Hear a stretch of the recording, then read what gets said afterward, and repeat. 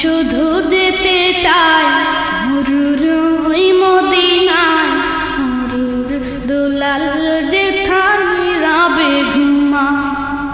মন শুধু যেতে চায় মরুর ওই মদিনায়, মরুর দুলাল যেখানে রবে ঘুমা। মরুর দুলাল যেখানে রবে ঘুমা। পাগলে মন শুধু যেতে চায়, যেতে চায়, পাগলে মন শুধু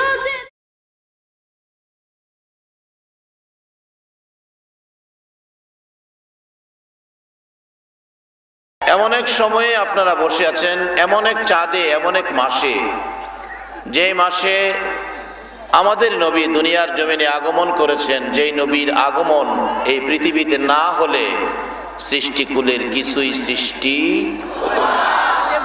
এই নবীর উম্মত করে যে আল্লাহ আমাদেরকে দুনিয়াতে দিয়েছেন, সে আল্লাহ শুকর আদায় করে সকলে একবার বলুন আলহামদুলিল্লাহ। যেই নবী দুনিয়াতে আসার পর কত বরকত! মুসলমানদের জন্য সারা পৃথিবী জুড়ে দুইটা জায়গা পবিত্র, পবিত্র স্থান ছিল সমস্ত পৃথিবীতে দুইটা জায়গা। একটা হলো মক্কাতে বাইতুল্লাহ, আরেকটা হলো জেরুজালেমের বাইতুল মুকাদ্দাস। দুইটাই স্থান ছিল মুসলমানদের জন্য পবিত্র স্থান। যেদিন এ রবিউল আউয়ালে আমার আপনার নবী দুনিয়ায় কদম রেখেছে, নবীজির কদম মুবারক দুনিয়াতে লাগার সাথে সাথে আমার আল্লাহ সমস্ত পৃথিবীকে পবিত্র বলে ঘোষণা করে দিয়েছেন। যেই নবীর কদম মুবারকে সমস্ত পৃথিবী নামাজের বিছানার মতো পবিত্র হয়ে গেছে, আজকে সেই নবীর উম্মত আমরা। সেই নবীর উম্মত করে যে আল্লাহ আমাদেরকে দুনিয়াতে দিয়েছেন, দেখি আমাদের ভাগ্যে কি আছে। আসুন একটু আলোচনায় যাই। যেহেতু আপনারা বসে আছেন, কষ্ট করে মহব্বতে কিছুক্ষণ দরুদ শরীফ পড়ুন। আল্লাহুম্মা সাল্লি সাইয়্যিদিনা মাওলানা মুহাম্মদ ওয়া আলা আলি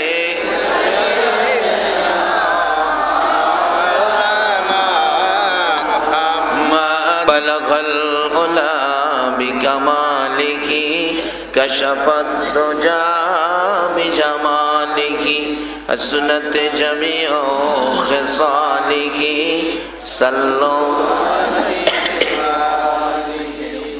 আপনাদের সামনে আমি আলোচনার ভূমিকায় না গিয়ে পবিত্র কোরআন শরীফের সুন্দর একটি ঘোষণা আপনাদের সামনে রাখবো, যে ঘোষণাটা আপনাদের উদ্দেশ্যে শুধু।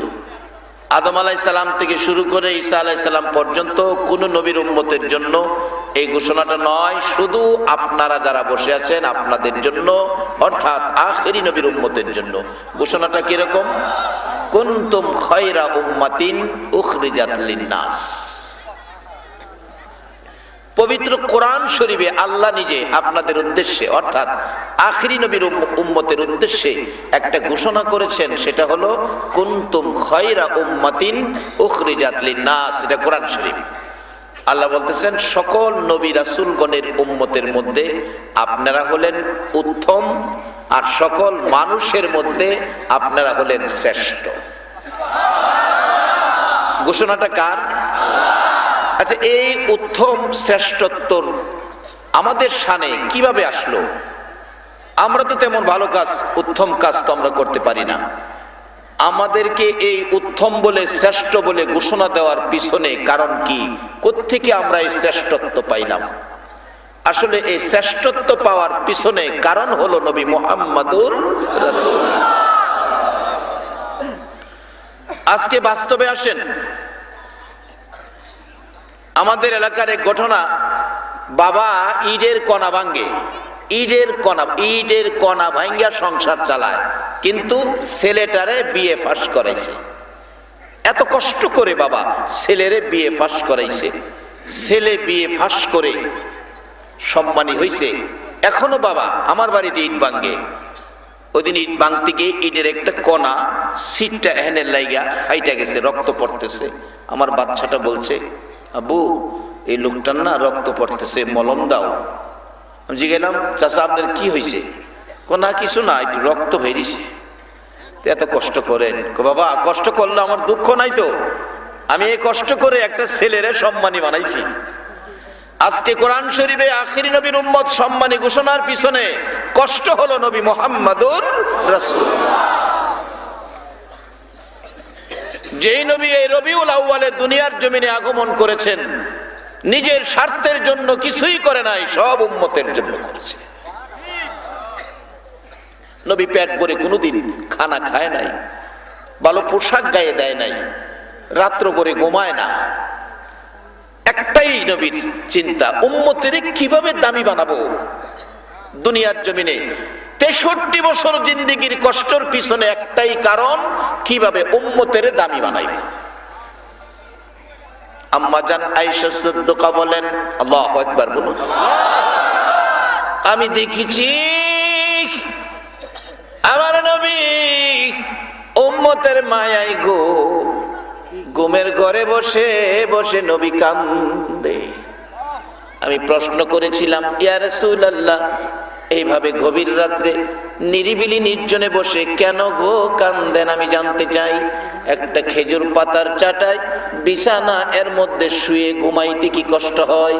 আমার নবী বলেন, আয়েশা রে, না না, সেজন্য নয়। হুজুর, তাহলে কেন কান্দেন? বুঝিছি জীবনে বাবার মুখ দেখেন নাই, রাত্রে বুঝি বাবার কথা মনে হয়েছে। আমার নবী কান্দে, আয়েশা রে, না না, বাবার জন্য নয়। হুজুর, তাহলে বুঝেছি এই গভীর রাত্রে নিরিবিলি নির্জনে মায়ের কথা মনে হয়েছে, মার ব্যথাই বুঝি কান্দেন। আমার নবীর কান্না আরো বেড়ে গেছে। আয়েশা রে, শুনো রে, আমি কোন ব্যথায় কান্দি? মায়ের জন্য নয়, বাবার জন্য নয়, বিছানার জন্য নয়, বালিশের জন্য নয়, আমি নবী কান্দি রে আয়েশা আমার গুনাহগার উম্মতের জন্য। আরে দয়ালো নবী, প্রেমের ছবি আর আসবে না জগতে। আমার দয়ালো নবী, প্রেমের ছবি আর আসবে না। হাসর দিনে উম্মত বিনে, হাসর দিনে উম্মত বিনে যাবে না নবীজি বেহেশতে। দয়ালো নবী, প্রেমের ছবি আর আসবে না জগতে। আমার দয়ালো নবী, প্রেমের ছবি আর আসবে না। 63 সাল জিন্দিগি কাছে বলে উম্মতি, 63 সাল জিন্দিগি কাছে বলে উম্মতি, এখনো কান্দে শুয়ে মদিনাতে নবী, এখনো কান্দে শুয়ে মদিনাতে। দয়ালো নবী, প্রেমের ছবি আর আসবে না জগতে। আমার দয়ালো নবী, প্রেমের ছবি আর আসবে না। বাবারা, এই নবীর মায়ায় বসে আছেন, এই নবীর আলোচনা শোনার জন্য বসে আছেন, যে নবী এই উম্মতের ইজ্জত বাড়ানোর জন্য জীবনটা ভর নবী কষ্ট করেছে। এর পক্ষে আপনারা যারা বসে আছেন এই গভীর রাত্রে, আপনাদের বাজেট কি কি কি আসতে পারে? একটা বাস্তব ইতিহাস, ব্রিটিশের ইতিহাস। এটা বুঝলেই নিজেরা বুঝে আসবেন আপনাদের বসাটা যে কতটুকু কাজে লাগছে, এই কষ্টটা যে কতটুকু সার্থক হয়েছে। ব্রিটিশের ইতিহাস সাক্ষী দেয়। একটা লেখক একটা বই লিখেছিলেন, বইটার নাম ছিল রঙ্গিলা রাসূল। ব্রিটিশের আমলের কথা। রঙ্গিলা রাসূল বইটা লিখে, বইটা যখন বাজারে ছাড়ছে, এই বইটা প্রকাশ হলে পাকিস্তানের, তৎকালীন পাকিস্তানের একটা যুবক ইতিহাস লেখে, যার নাম আব্দুর রশিদ। এই বই পায়া রাত্রে সে ঘুমায় না, আপনাদের মতো জাগরণ ঘুমায় না। রাত্রে ঘুমায় না, ঘরের বাতিও নিভায় না। বলুন, বাতি নিভায় না, ঘরের ছেলেটা ঘুমায় না। এই অবস্থা থাকলে আরেকটা দরদি আছে, ছটফট করতে থাকে, কি হলো ছেলেটা আর ঘুমাইতেছে না? বলুন তো এই দরদিটা কে? মা।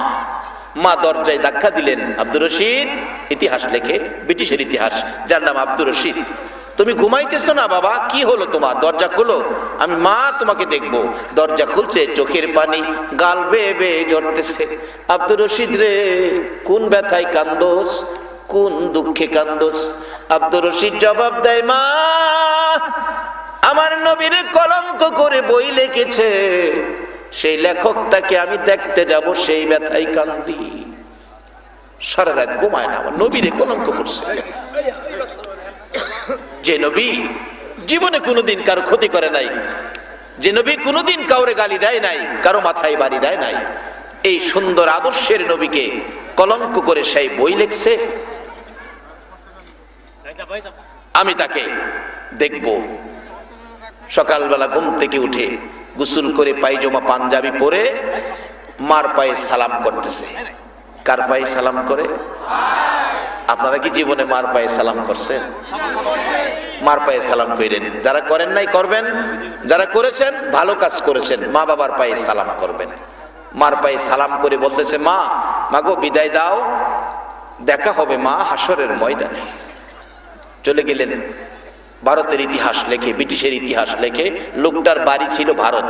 ভারতে ঢুকলেন, লম্বা ঘটনা আমি সংক্ষেপ করছি। বাড়ি তালাশ করে পাইলেন, ইতিহাস সাক্ষী দেয়।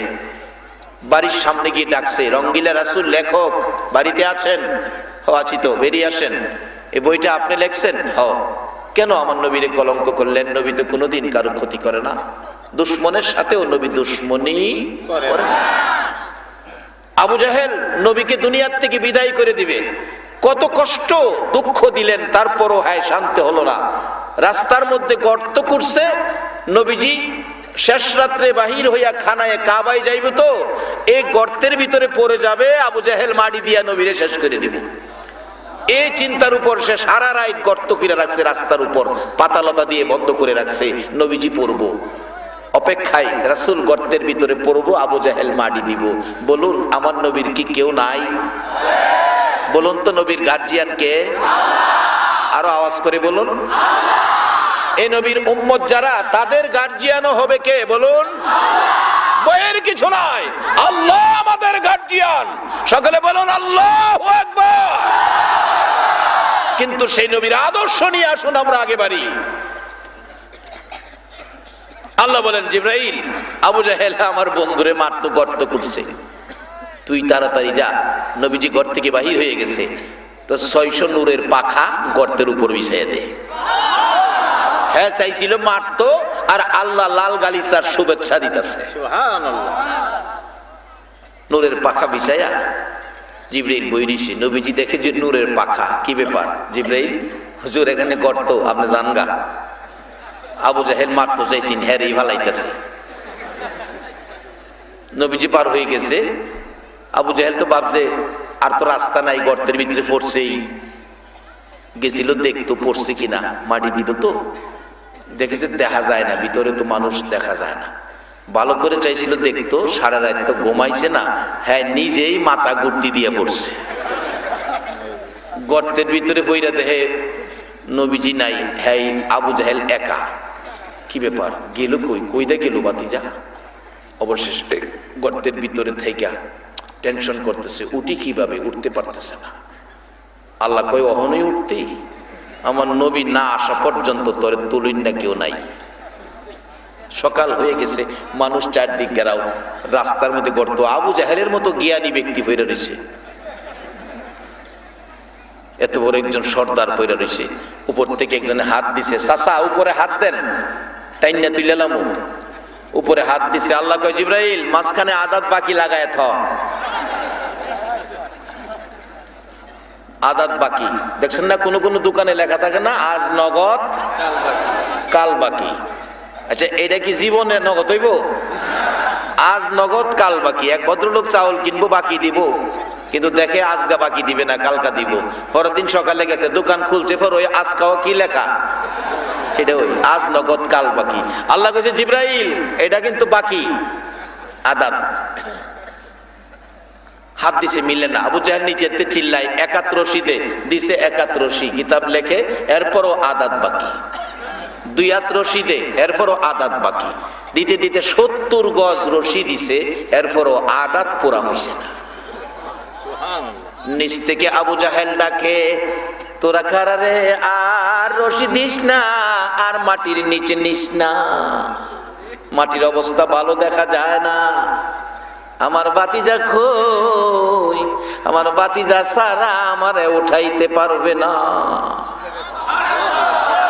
দৌড়াইয়া একজন খবর দিলেন, ইয়া রাসূলুল্লাহ আপনার চাচা 70 গজ মাটির নিচে আপনাকে যাইতে বলছে, বলুন আমরা যদি হইতাম, এত দুশ্মনী করছে যে হ্যাঁ যদি 70 গজ মাটির নিচে থাকে আমরা কি কেউ যাইতাম?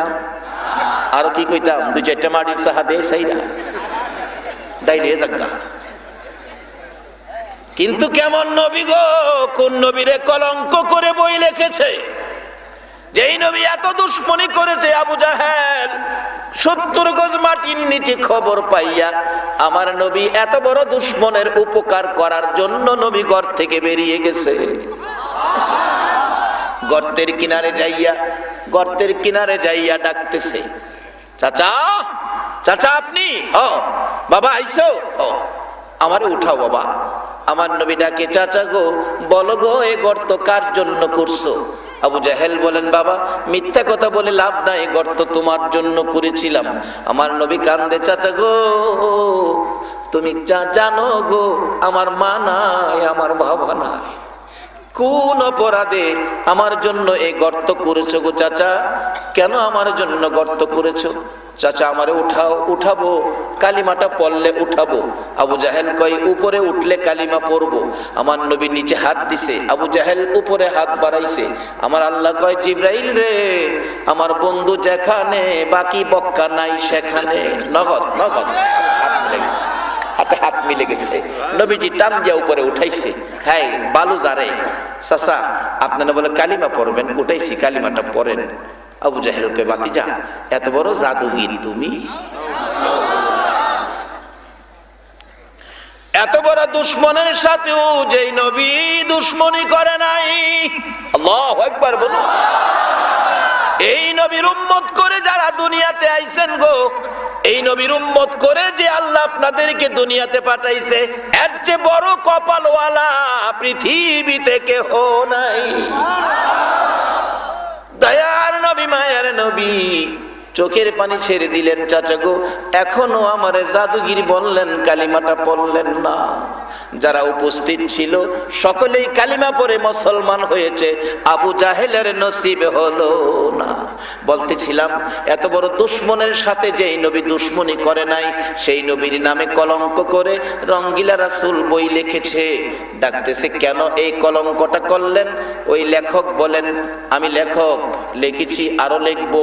এ কথা বলতে দেরি আব্দুর রশিদ একটা মারছে, একটা দিয়া সাইজ কেটে নিয়েছে, গলা কাটা মুরগির মতো ছটফট করে শেষ। লোকজন বলে, তুমি কে? আব্দুর রশিদ। কোত্থেকে আসছো? এই ব্রিটিশের ইতিহাস বলছি, পাকিস্তান থেকে আসছি। আরে তুমি তাড়াতাড়ি এখান থেকে সরে যাও, ব্রিটিশের আইন বড় কড়া, পুলিশ এসে তোমাকে ধরে নিয়ে যাবে। আব্দুর রশিদ বলেন, না না ধরে নেক, আমার আপত্তি নাই। নবীরে কলঙ্ক করছে, আমি হেরে সাইজ করছি, এতে আমার ধরে নিলেও কোনো আপত্তি নাই। ব্রিটিশের পুলিশ তো এসে গেছে, ধরে নিয়ে গেছে কোর্টে। বিচারপতি জিজ্ঞেস করে, আব্দুর রশিদ এ কাজ কি তুমি করেছো? জি। আশ্চর্য, কাজ করলেও তো মানুষ স্বীকার করে না, রিমান্ডে দিতে হয়, সাক্ষী নিতে হয়, তুমি যে এইভাবে স্বীকার করে ফেললে।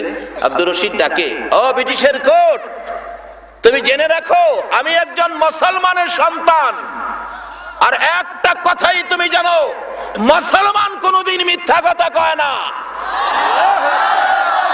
ও মুসলমান, আসো আমরা সেই সত্য নিয়ে আবার এগিয়ে যাই।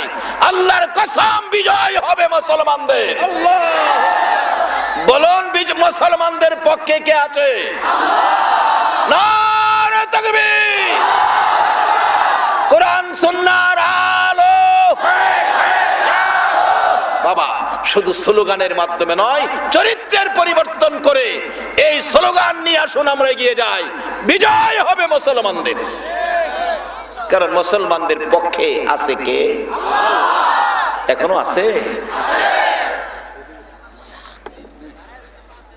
আব্দুর রশিদ বলছে, ব্রিটিশের কোর্ট, তুমি জেনে রাখো আমি মুসলমান, আর একটা কথাই জেনে রাখো, মুসলমান কোনোদিন মিথ্যা কথা কয় না। বর্তমান সময়ের মুসলমান কিছু কয়নি, এই জন্যই তো বিপদ। আসুন আমরা মিথ্যার থেকে বেরিয়ে আসি, এই আদর্শটা নিয়ে আবার সমাজে বেরিয়ে যায় যে মুসলমান কোনোদিন মিথ্যা কথা বলে না। তৎকালীন কোর্টের অ্যাডভোকেট ছিল শেরে বাংলা একে ফজলুল হক। উনি দাঁড়িয়ে বলছে, মাননীয় বিচারপতি, ছেলেটার ব্রেন ডিফেক্ট, না হয় এইভাবে কথা বলতো না। তাকে জিজ্ঞাসাবাদের সময় দেন, সময় দিল, পিছনে নিয়ে বুঝাইতেছে, আব্দুর রশিদ তুমি খালি বলবে এই কাজ কে করছে আমি জানি না, আইনের ফাঁকে তোমারে বাঁচাই দিব। উকিলদের পয়েন্ট আছে না, পয়েন্টে ফেলায় বাঁচাই দিব। আব্দুর রশিদ কয়, চাচা আমারে মিথ্যা কথা শিক্ষা দেন না, মিথ্যা কথা বলবো না। এইভাবে অনেক বুঝাইলো 3 দিন পর্যন্ত। পরে কোর্টে নিলে আবার এই কথাই বলছে, এই কাজ আমি করেছি। কোর্ট রায় করে দিলেন, আগামীকাল তোমার ফাঁসি হবে, মৃত্যুদণ্ড হবে, হোক, তোমার কোনো আকাঙ্ক্ষা? আব্দুর রশিদ চোখের পানি ছেড়ে দেন, আকাঙ্ক্ষা একটাই আছে। কি আকাঙ্ক্ষা? আজকে রাত্রটা যখন আমার হায়াতে আছে, ও ব্রিটিশের কোর্ট, এই রাত্রটা আমাকে সময় দাও গো। আমার মতো আব্দুর রশিদ যেই মা পেটে রাখছে রে, ব্রিটিশের কোর্ট, আমার মতো আব্দুর রশিদ যেই মা পেটে রাখছে, ওই মায়ের পাশে আমি রাত্রটা ঘুমায় আসবো, এটাই আমার আকাঙ্ক্ষা। যাও, অনুমতি দিলাম। একটা দৌড় মারছে আব্দুর রশিদ, বাড়ির কাছাকাছি যাইয়া শুনে গো মা দরদি কান্দে, আওলা কেসে পাগল বেশে বিনাইয়া বিনাইয়া। ঘরের দরজায় দাঁড়ায় আব্দুর রশিদ দেখতেছে মার কান্না। মা তুমি কেন কান্দো? বলো মা, কে তোমারে কাঁদাইছে, কে দুঃখ দিয়েছে? আমি আব্দুর রশিদ ঘরের দরজায় দাঁড়াইলাম, এটার প্রতিশোধ না লইয়া ঘরে ঢুকবো না। মা ডাকতেছে, আব্দুর রশিদ রে, কেউ কাঁদায় নাই, কেউ দুঃখ দেয় নাই, কেন জানি আজকে সকাল থেকে আমি মায়ের কলিজায় দাউ দাউ করে আগুন জ্বলতেছে রে বাবা।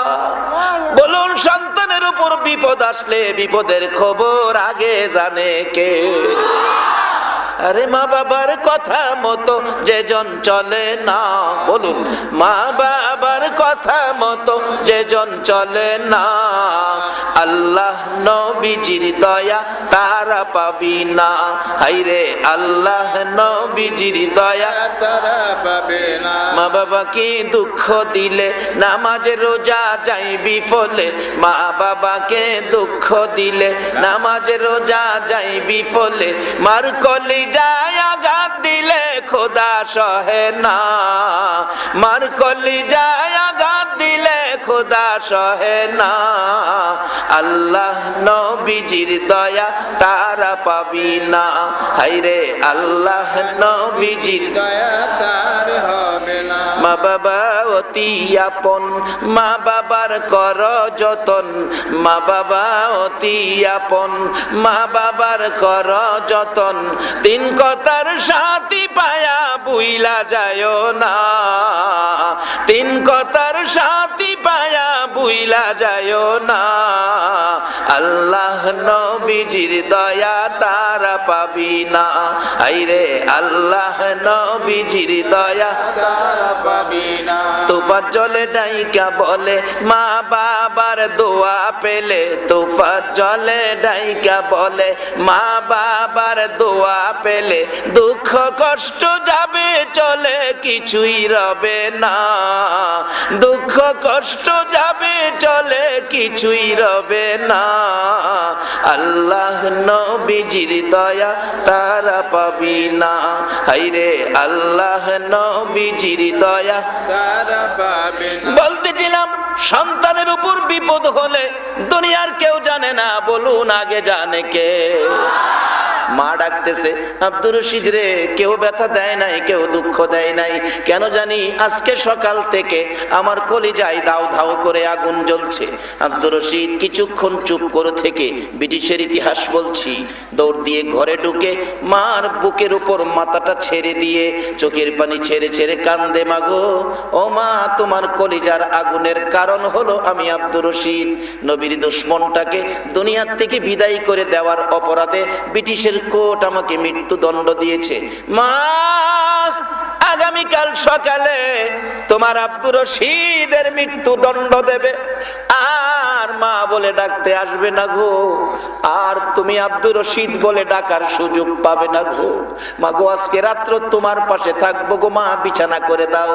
ইতিহাস লেখে মা চোখের পানি দিয়ে সাজায়া বিছানা করেছে, আব্দুর রশিদ বিছানায় শুয়ে গেছে, মা ডাকতেছে, বাবা গো তুমি ঘুমাও, আমি মা মাতার পাশে বসে সারা রাত তোমারে দেখবো। জীবনের শেষ দেখা, আমি সারা রাত বসে বসে তোমাকে দেখব। একটু পরে আব্দুর রশিদ উঠে ঘুম থেকে উঠে দৌড় দিয়ে দরজার কিনারে চলে গেল। মা ডাইকে আইনা আবারও শোয়াইলো, আবারও চলে গেল, আবার বলতেছে, মা বাবারে, কালকে মৃত্যু হবে বলে বুঝি ছটপট করছো, ঘুম হয় না, ঘুমাও বাবা। ছোটকালে যেইভাবে মাথার উপর পিঠের উপর হাত বুলাইয়া ঘুম পাড়াইছি, আজকে আমি মা সেইভাবে তোমারে ঘুম পাড়াবো, ঘুমাও বাবা। আব্দুর রশিদ জবাব দেয়, মা গো, কালকে মৃত্যু হবে বলে আমি ছটপট করি না, দৌড়াইয়া দরজার কিনারে যায় না। মা গো, তুমি তো দেখো না গো মা, তোমার ডাকে আমি যখন আইসা বিছানায় শুয়ে যাই ঘুমানোর জন্য, আমি দরজার দিকে তাকাইয়া দেখি গো মা, আমার মদিনার কামলেওয়ালা নবী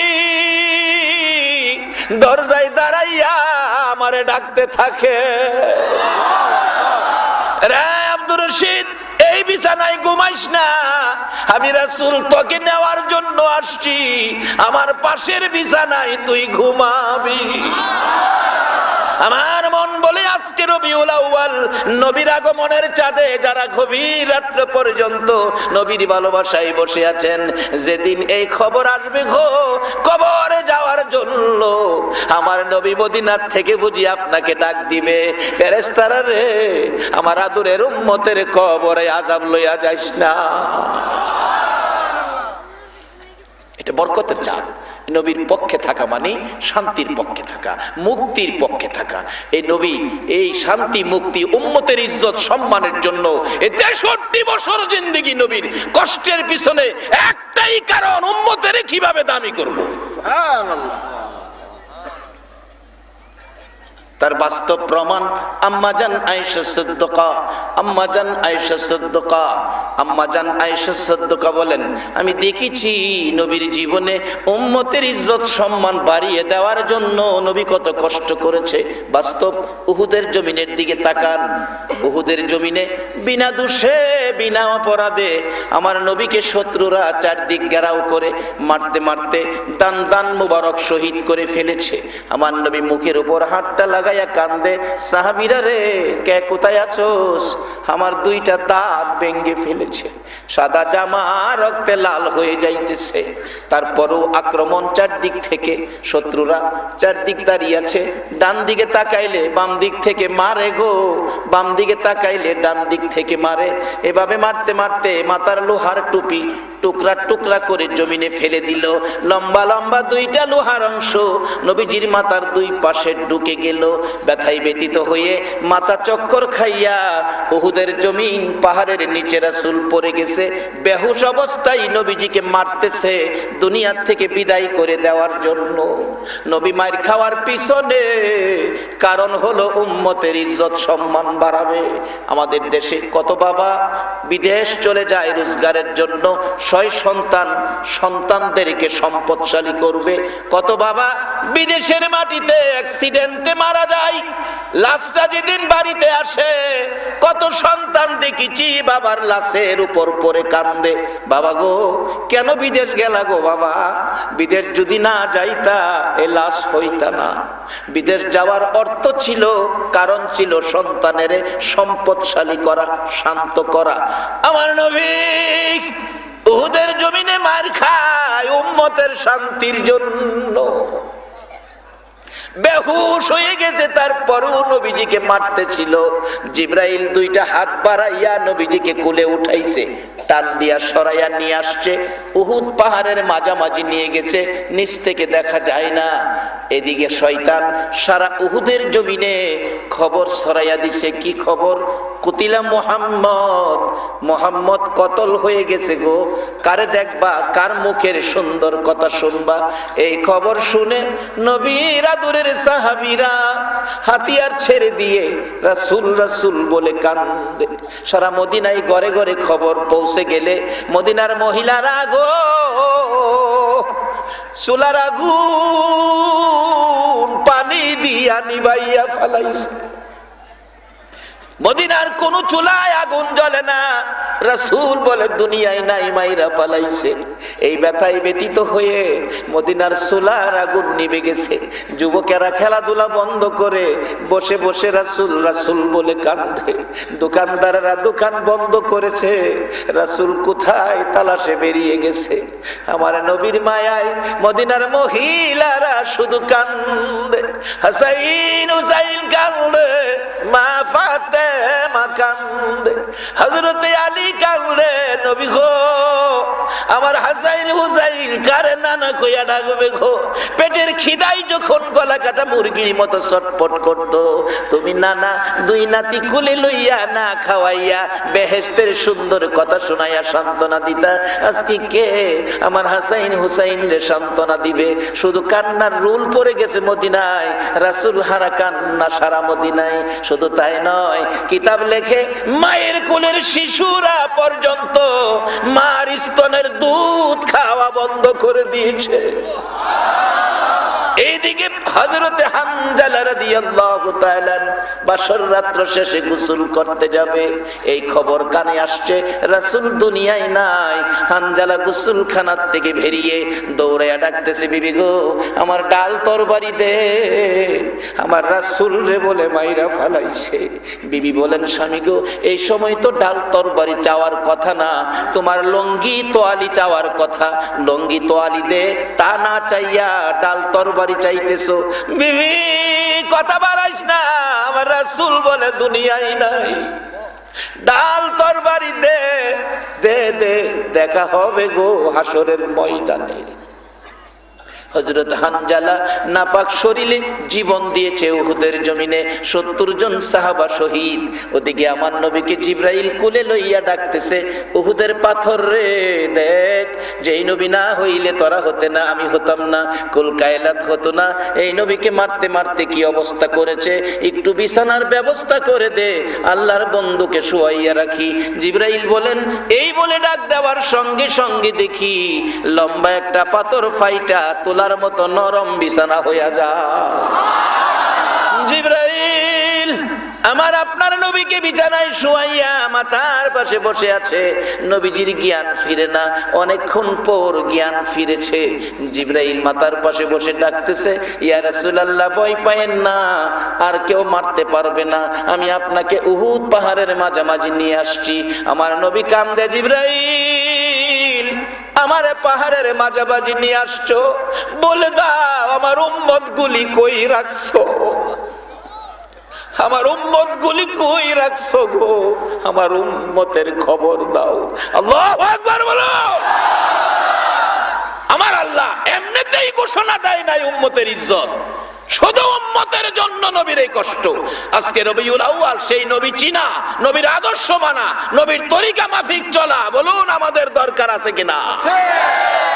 ও জিবরাইল আমার উম্মতগুলি কই রাখছো, আমার উম্মতগুলি কোথায়? জিবরাইল বলেন, ইয়া রাসূলুল্লাহ উম্মতের চিন্তা করবেন না, আপনার চিন্তা করুন। আপনার দান মুবারক শহীদ, মাথা ভেঙে গেছে। হুজুর বলুন দাঁত ভাঙা ব্যথা কেমন লাগতেছে, মাথা ভাঙা ব্যথা কেমন লাগতেছে, আমি আল্লাহর কাছে পৌঁছাবো। জিবরাইল বলেন, ইয়া রাসূলুল্লাহ আমি আল্লাহর কাছে পৌঁছাবো, ব্যথার খবর বলুন। আমার নবী ডাকে, জিবরাইল রে দাঁত ভাঙা ব্যথা কেমন জিগাইলি, মাথা ভাঙা ব্যথা কেমন জিগাইলি, আমার উম্মতের ব্যথা কেমন জিগাইলি না রে জিবরাইল? দাঁত ভাঙ্গা ব্যথা, মাথা ভাঙ্গা ব্যথার চাইতে রে আমার গুনাহগার উম্মতের ব্যথা বেশি। আমার নবী এত ব্যথাই ব্যতীত হওয়ার পরেও আপনার আমার ব্যথাই তো প্রকাশ করলো। এই কারণে আমার আল্লাহ ইজ্জত সম্মান নবীর উম্মতের বাড়াইয়া দিল। কত ইজ্জত দিল বাস্তবে আসুন। 70 জন সাহাবা শহীদ। আমার নবী ঘোষণা দিলেন, দাফন করো, গোসল করাইও না, কাফন দিও না, রক্ত মাখা অবস্থায় দাফন করো। 69 জনকে খুঁজে পাওয়া যায়, 70 জনের মাথায় একজনকে খুঁজে পাওয়া যায় না। হানজালার বিবি খবর দিলেন, ইয়া রাসূলুল্লাহ, আমি জানি শহীদদেরকে গোসল ছাড়া দাফন করবেন, আমার স্বামীকে গোসল ছাড়া দাফন কইরেন না। লজ্জা হলেও বলতে হয় শরীর নাপাক ছিল। তালাশ করতেছে, খুঁজে পায় না। আমার নবী চোখের পানি ছেড়ে দিছে, ও প্রভু, আমার হানজালারে পাই না গো, আমার হানজালা কই? আমার আল্লাহ বলেন, জিবরাইল রে, আমার বন্ধুর কান্না সইতে পারি না রে, বন্ধুর কানে খবর পৌঁছে দে। বন্ধুর ভালোবাসায় হানজালা জীবন দিয়েছে। আমি হানজালাকে গোসল দেওয়ার জন্য হানজালার লাশ আমি প্রথম আসমানে উঠাইছি। আল্লাহু আকবার বলুন, আল্লাহু আকবার বলুন। আর কি চান? এর চেয়ে বড় সম্মান পৃথিবীতে কেউ পায় নাই। কোন নবীর উম্মতের লাশ আকাশে গোসল হয় নাই। আজকে সেই নবীর আদর্শ আমাদের ধরা দরকার আছে কিনা বলো? শুধু ঘোষণা দিছে না, বাস্তবেও নবীর উম্মতের ইজ্জত প্রমাণ করেছে। আকাশে উঠাইছে গোসলের জন্য, বেহেশতের থেকে পানি আনছে, রহমতের ফেরেশতা দিয়া হানজালার গোসল করাইছে। এই ইজ্জত সম্মান পাওয়ার পিছনে কারণ হলো নবী মুহাম্মদুর রাসূলুল্লাহ। এই নবীকে চিনা বলুন আমাদের দরকার আছে কিনা? আছে। এই নবী রবিউল আউয়ালে আসছে, 12 তারিখ সোমবার দুনিয়াতে আসবে। রবিউল আউয়াল রাত্রে দিনে ঝগড়া লেগে গেছে। রাত্রে কয়, আল্লাহ তোমার নবীরে রাত্রের বেলা দুনিয়ায় দিও, আমি যেন গর্ব করতে পারি। দিনে কয়, আল্লাহ হের কথা হইল না, দিনের বেলা দিও, আমি দিন গর্ব করব।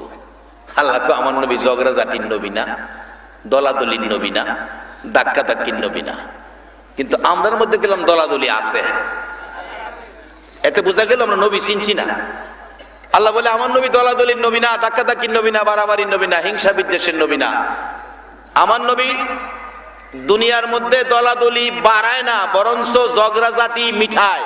কিভাবে? এমন এক সময় নবীকে দুনিয়াতে দিয়েছে যে সময়টার নাম সুবে সাদেক, রাত্রের শেষ দিনের শুরু। রাত্রেও খুশি, দিনেও খুশি, নবীর কাজকাম সকলে খুশি, কারো মধ্যে কোনো বেজার নাই। রাত্রে কয়, আল্লাহ আমি খুশি সন্তুষ্ট, তোমার নবী আমি রাত্রের শেষ বেলা দুনিয়াতে আইছে। দিনে কো আমিও খুশি, আল্লাহ তোমার হাবিব আমি দিনের শুরুতে দুনিয়াতে আসছে। এইভাবে ঝগড়া মিঠাইলেন যে নবী, এই নবীর নাম কোরআন শরীফে ঘোষণা দিয়েছে, ওমা আরসালনাকা ইল্লা রাহমাতাল লিল আলামিন। এই নবীর কিছু আদর্শ ঘরে নিতে রাজি আছেন? কি আদর্শ ঘরে নিবেন? আজকে দেখা যায় বিশ্বকাপের প্লেয়ারের ছবি ঘরে ঘরে ঢুকে গেছে। বিশ্বকাপের প্লেয়ার, ও মুসলমান, বিশ্বকাপের প্লেয়ারের ছবি তোমার ঘরে ঢুকলো, এই নবীর আদর্শ তো তোমার ঘরে দেখি না। যেই নবীর কারণে তোমার ইজ্জত, যেই নবীর কারণে তোমার সম্মান, যেই নবীর কারণে তোমার গোসল হয়েছে প্রথম আকাশে, আজকে সেই নবীর আদর্শ তো ঘরের মধ্যে নাই, তোমার আমলে নাই, তোমার আখলাকে, তোমার চরিত্রের মধ্যে নাই।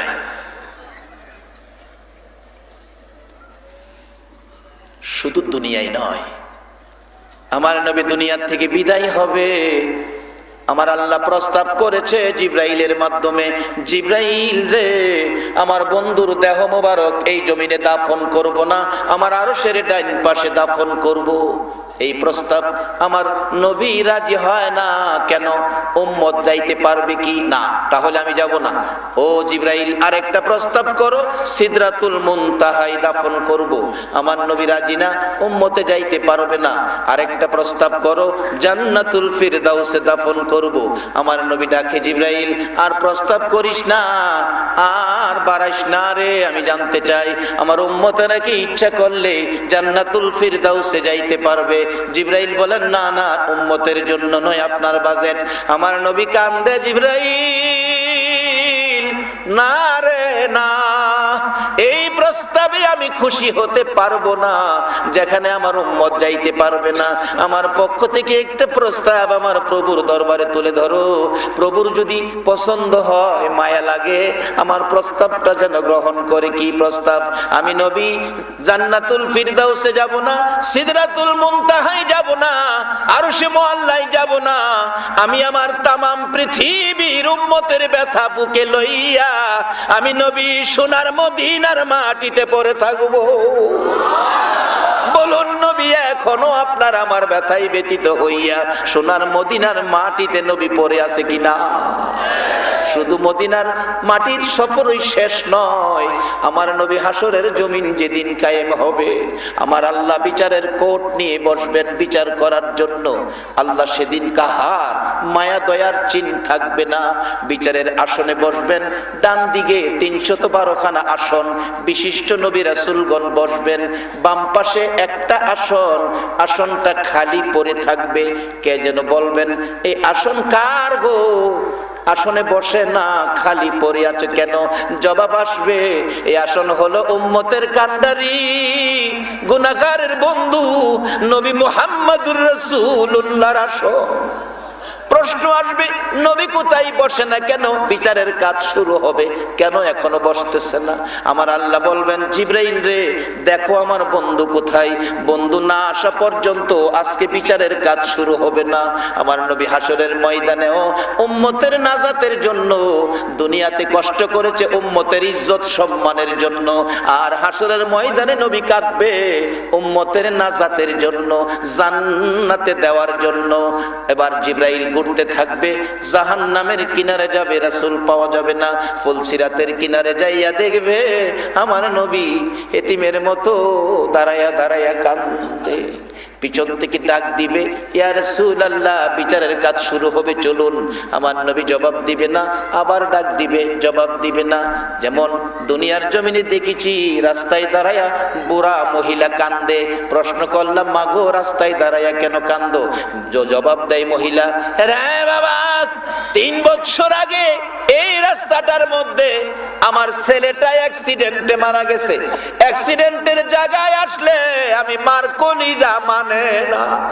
মার কলিজা যেমন অ্যাক্সিডেন্টের জায়গায় গেলে ছেলের ব্যথায় মানে না, ফুলসিরাতের কিনারে যাইয়া আমার নবী কান্দে, কলিজা মানে না। রে জিবরাইল, এই ফুলসিরাত থেকে কাইটা কাইটা না জানি আমার উম্মতেরা জাহান্নামে পড়ে যায়, সেই মায়ায় আমি কান্দি। জিবরাইল তৃতীয়বার ডাক দিলে মুখমণ্ডল ঘোরাবে, চোখের পানিতে সমস্ত বদন ভিজে গেছে। জিবরাইল ডেকে ডেকে বলবেন হাসরের ময়দানে, ইয়া রাসূলুল্লাহ, সমস্ত নবী রাসূল দেখলাম এই ময়দানে কারো চোখে পানি নাই, কেউ কাঁদে না, আপনার চোখে পানি কেন এইভাবে কাঁদতেছেন আমি জানতে চাই। আমার নবী জবাব দিবে, জিবরাইল, আমি আমার উম্মতের মায়ায় কান্দি রে। কোন নবী কাঁদবেন না, শুধু আমার আপনার নবী কাঁদবে। এই নবীর পক্ষে, নবীর আদর্শ, নবীর তরিকা মানা, বলুন আমাদের দরকার আছে কিনা? আরে নবীর কথা মানবে যারা হবে জান্নাতি, বলুন নবীর কথা মানবে যারা হবে জান্নাতি।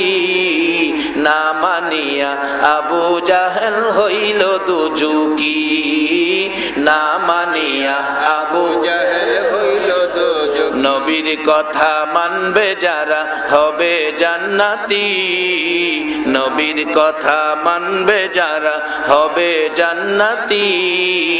না মানিয়া আবু জাহেল হইল দুজুকি, না মানিয়া আবু জাহেল হইল দুজুকি। এই নবীর কথা মানলে জান্নাতি, না মানলে দুজুকি। মানলে আবু বকর, না মানলে আবু জাহেল। আপনারা কি আবু বকর হইবেন না আবু জাহেল হইবেন? আচ্ছা, আবু জাহেলের দাম আর আবু বকরের দাম এক দাম হইব না। মক্কায় যায় দেখেন, আবু বকরের বাড়িতে মক্কা টাওয়ার, যারা হজ করতে গেছে দেখছেন, মক্কা টাওয়ার হেরাম শরীফের সাথে খানায় কাবা, আল্লাহর ঘরের জামাতের সাথে মুসল্লিরা এখানে জামাতে নামাজ পড়ে। আর আবু জাহেলের বাড়ির 700 পায়খানা, সারা পৃথিবীর হাজিরা হের বাড়ির দিয়া হাগে। আচ্ছা, পায়খানা আর নামাজের ঘর এক সমান হইব? এবার আসুন আবু বকরের দাম আর আবু জাহেলের দাম কত। বদর প্রান্তরের উপর দিয়ে নবীজির একজন সাহাবী যাইতেছে, হঠাৎ দেখে সামনে একটা ব্যক্তি মাটির নিচ থেকে উঠছে, সমস্ত শরীর গোশত নাই, শুধু আগুন জ্বলতেছে।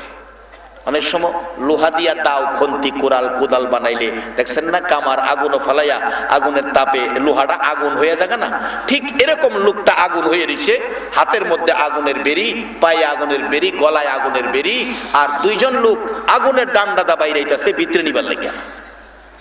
নবীর সাহাবীকে দেখে ওই বলতেছে, ভাই আমার এক গ্লাস পানি দাও, আমার সব শেষ হয়ে যেতেছে, আমার এক গ্লাস পানি দাও। ওই লোকগুলি বলছে, না তাকে পানি দিও না। নবীর সাহাবী দৌড়ে এখান থেকে চলে গেছে, নবীজির কাছে বললেন, ইয়া রাসূলুল্লাহ, আমি বদর প্রান্তের উপর দিয়ে আসতেছিলাম, এই ঘটনা দেখলাম, কি এটা কে, ব্যক্তিটা কে? রাসূল বলেন, এটাই হলো আবু জাহেল। এটা কে? আবু জাহেল। তার এই শাস্তি হচ্ছে। আর আবু বকর কে? আবু বকর যেদিন দুনিয়ার থেকে বিদায় হবে, আবু বকর কাঁদতেছিল, আমি যে নবীর পক্ষে ছিলাম, নবীর কথা মানতাম, নবীকে ভালোবাসতাম, নবীর আদর্শ, নবীর তরিকা মানতাম, আমি মরে গেলে তোমরা এই ভালোবাসা প্রমাণ করে দিও। কিভাবে? আমার মৃত্যুর পরে গোসল দিয়ে কাফন পরে জানাজা শেষে নবীজির রওজার পাশে আমার লাশ টুকুন রাইখা একজনে নবীজিকে ডাইকা জিজ্ঞেস করো আমার দাফন কোথায় করবে। যদি আমার ভালোবাসায় রাসূল খুশি হয়ে থাকে তাহলে নবী রওজার ভিতর থেকে কথা বলবে, আর যদি কথা না বলে তাহলে মনে করবে আমার ভালোবাসায় রাসূল খুশি হয় নাই, আমার লাশটা জান্নাতুল বাকিতে দাফন করে দিও। কিতাব লেখে আবু বকরের মৃত্যু হওয়ার পর গোসল দিয়ে জানাজা শেষে নবীজির রওজার পাশে রেখে হযরতে আলী রাদিয়াল্লাহু তাআলা নবীজির রওজার পাশে যাইয়া ডাকতেছে, ইয়া রাসূলুল্লাহ, আপনার আবু বকর আপনার পায়ের নিচে হাজির, বলুন কোথায় দাফন করব? কোনো জবাব নাই। আবার বললেন, বলুন কোথায় দাফন করব? জবাব নাই। তিনবারের মাথায় হযরতে আলী কাঁদতেছে, ইয়া রাসূলুল্লাহ, আবু বকরের বেলায় জবাব দেন না, কথা বলেন না, নবী গো আমি আলীর বেলায় জানি কি হয়। এমনি সময় হাজার হাজার সাহাবীরা চারদিক দাঁড়িয়ে আছে, নবীজির রওজা মুবারক থরথর করে কাঁপতেছে। সাহাবীরা কান পাতিয়া শুনে এক নজরে তাকিয়ে আছে। কিছুক্ষণ পর শোনা যায় আমার নবী রওজার ভিতর থেকে মায়ার সুরে ডাকতেছে, আলী, আলী রে, কই রে আমার আবু বকর, দে দে আমার আবু বকরকে আমার পাশে দাফন করে দে। যাইয়া দেখেন নবীজির রওজার পাশে আবু বকর সিদ্দিক জান্নাতের বাগানে ঘুমিয়ে আছে। এখন এই নবীর কথা মানতে আপনারা রাজি আছেন? তাহলে মিথ্যা কথা ছেড়ে দিতে হবে, আর একটা কাজ করবেন, যে কাজে নবী খুশি হয় সে কাজটা হলো হালাল খাবেন, 5 ওয়াক্ত নামাজ পড়বেন। এটুকুই, বেশি কিছু না। হালাল খাবেন, 5 ওয়াক্ত নামাজ পড়বেন। আমার নবী উম্মতের হাশরের ময়দানে জান্নাতবাসী করার জন্য জিবরাইল ডাকবেন, ইয়া রাসূলুল্লাহ, আর কাঁদতে হবে না গো, অন্য কেউ কাঁদে না, আপনার কান্নার বিনিময়ে আমার মন কয় আল্লাহ আপনার উম্মতের মাফ করে দিবে। তারপরেও নবী কাঁদতে কাঁদতে আল্লাহর আরশের নিচে যাইয়া সিজদায় পড়ে যাবে, প্রভু গো আমি আর কত কাঁদবো গো, আমার উম্মতের মাফ করবানি তুমি ঘোষণা দাও। আমার আল্লাহ বলবেন, বন্ধু লক্ষ লক্ষ বছর নূরানি রুহানি জগতে কাঁদছো, 63 বছর জিন্দিগি সোনার মদিনায় কাঁদছো, হাজার হাজার বছর রোজায় শুইয়া কাঁদছো, হাশরের ময়দানে কান্দো, আর কাইদো না গো, আমি আল্লাহ কথা দিলাম তোমার উম্মতের গুনাহগুলো আমি মাফ করে দিব। আমার নবী তারপরেও কাঁদবে। আমার আল্লাহ বলবেন, বন্ধু গো তুমি খুশি হও, খুশি হও, তোমাকে খুশি করার জন্য আমি আল্লাহ বসে আছি, অপেক্ষায় আছি। আমার নবী বলবেন, প্রভু গো আমাকে যদি খুশি করতে চাও আমার উম্মতের গুনার খাতাগুলো আমার হাতে দিয়ে দাও। আমার আল্লাহ বলবেন, গুনার খাতা তোমার হাতে দেব কেন? কারণ কি? আল্লাহ গো আমি যে তোমার বন্ধু, আমি যে নবীগণের নবী, শ্রেষ্ঠ নবী, যার উসিলায় সব বানাইছো, আমার উম্মতের গুনার খবর যদি অন্য নবীরা জানতে পারে আমি লজ্জা পাবো গো আল্লাহ। আমার উম্মতের গুনার খবর কেউ যেন না জানে, গুনার খাতাগুলো যদি আমারে দাও আমি খুশি হব। আমার আল্লাহ বলবেন, ও বন্ধু তুমি কেমনে জানো তোমার উম্মতের খবর অন্য নবী জানবে? আমার নবী বলবেন, প্রভু গো, সকল নবী রাসূলের খবর, সকল নবীর উম্মতের খবর আমার উম্মতেরা জানে, এতে আমার মন কয় আমার উম্মতের খবরও তারা জানবে। আমার আল্লাহ বলবে, বন্ধু গো, সকল নবী রাসূল উম্মত সহ খবর তোমার উম্মতের শোনাইছি, তোমার উম্মতের খবর আমি কাউরে শোনাবো না। ছেলের খবর বাবারে কব না, মেয়ের খবর মারে কব না, মেম্বারের খবর চেয়ারম্যান রে কব না। ও বন্ধু, কথা দিলাম তোমার সাথে তোমার উম্মতের খবর কাউরে জানাবো না। তোমার উম্মতের আমি আল্লাহ তোমার উম্মতের গুনার খবর তোমাকেও জানাইবো না। আমি আল্লাহ তোমার উম্মতের পরিচয়ের উপর গোপনে গোপনে তোমার উম্মতের আমি মাফ করে দিব। সেই নবীর উম্মত হইতে বলুন আপনারা রাজি আছেন কিনা? তাহলে তিনটা কথা, একটা হলো মিথ্যা কথা ছেড়ে দিবেন, হালাল খাইবেন, 5 ওয়াক্ত নামাজ ধরবেন। আসুন দোয়া করি, সকলে দোয়ায় শরীক হন। আল্লাহুম্মা আমিন। একটা ডাক দেন না, আল্লাহুম্মা আমিন। ربنا ظلمنا أنفسنا وإن لم تغفر لنا وترحمنا لنكونن من الخاسرين رب ارحمهما كما ربياني صغيرا رب العالمين তোমার আদরের বান্দারা এ গভীর রাত্রে বসে হাত বাড়াইছে, এই হাতগুলি দেখলে তোমার মায়া লাগে নি গো আল্লাহ, এই হাতগুলি দেখলে তোমার দয়া লাগে নি গো আল্লাহ। মাবুদ গো, আমি অসুস্থ বিমারি মানুষ, কষ্ট করে এ পর্যন্ত এসেছি। আল্লাহ, তোমার আদরের বান্দা লইয়া হাত বাড়াইছি, আমরারে তুমি কেমনে খালি ফিরাইবা গো আল্লাহ। দুনিয়ায় দেখছি সন্তানেরা যদি বাবার কাছে হাত বাড়ায়, বাবাদি পকেট থেকে টাকা বাহির করে সন্তানের হাতে দেয়। মার কাছে হাত বাড়াইলে মা টাইনা টাইনা কুলে নেয়, 2 গালে চুমা দেয়, আর বলতে থাকে আমার মন চাই তুমি হাত বাড়াইলে কলিজাটা সিরা দিয়া দিতাম। মার মতো দরদি সন্তান হাত বাড়াইলে কলিজা সিরা দিতে চায়, বাবার মতো দরদি পকেট থেকে 100 টাকার নোট 500 টাকার নোট বাহির করে দেয়। আমরা যে তোমার 99 ভাগ মায়ার দুয়ারে হাত বাড়াইছি গো আল্লাহ, তুমি বলো না আমরার হাতে কি দিয়া বিদায় দিবা গো আল্লাহ গো। আমরা আর কিছু চাই না, এই মাহফিলে যারা হাত বাড়াইছে আমাকে সহ সকলের জীবনের গুনাহগুলো ক্ষমা করে দাও। মাবুদ, জানি দুনিয়ায় থাকবো না, তারপরেও শয়তানের দুকাই পড়ে দুনিয়ার মায়াই পড়ে বহু গুনাহ করেছি। গুনার খবর মা জানে না, বাবা জানে না, গুনার খবর পাড়া প্রতিবেশী কেউ জানে না গো আল্লাহ, জানো তুমি আল্লাহ। এই মাহফিলে রবিউল আউয়াল চাঁদ নবীর আগমনের খাতিরে আমাদের তামাম জিন্দেগীর গুনাহগুলো ক্ষমা করে দাও। আমাদের থেকে বিদায় নিয়ে যারা কবরে চলে গেছে, হায়রে নিষ্ঠুর কবর, সারা পৃথিবীর খবর পাই, কঠিন কবরের খবর তো আনতে পারি না গো আল্লাহ। এই কবরে যাদের দরদি মা মা গো মা, এই কবরে যাদের বাবা চির ঘুমিয়ে আছে গো আল্লাহ, এই মুহূর্তে ওই সকল মা বাবার কবর জান্নাতের বাগান বানাইয়া দাও আল্লাহ গো। মা বাবা যার দুনিয়াতে আছে হায়াত বাড়িয়ে দাও, মা বাবা কেমন জিনিস বুঝার তৌফিক ছেলে মেয়েদেরকে দান করে দাও ইয়া আল্লাহ। খাস করে দাদা দাদি নানা নানি শ্বশুর শাশুড়ি আলিয়া ওলাদ বংশধর্ময় মুরব্বী পাড়া প্রতিবেশী খানদানবাসী মহব্বতী যারা কবরে গো, সকলের কবর জান্নাতের বাগান বানিয়ে দাও মাবুদ গো। আজকের মাহফিলে যারা এই রাত পর্যন্ত হাত বাড়াইয়া বসে আছে, মা বোনদেরকে সহ তুমি কবুল করে লও গো আল্লাহ।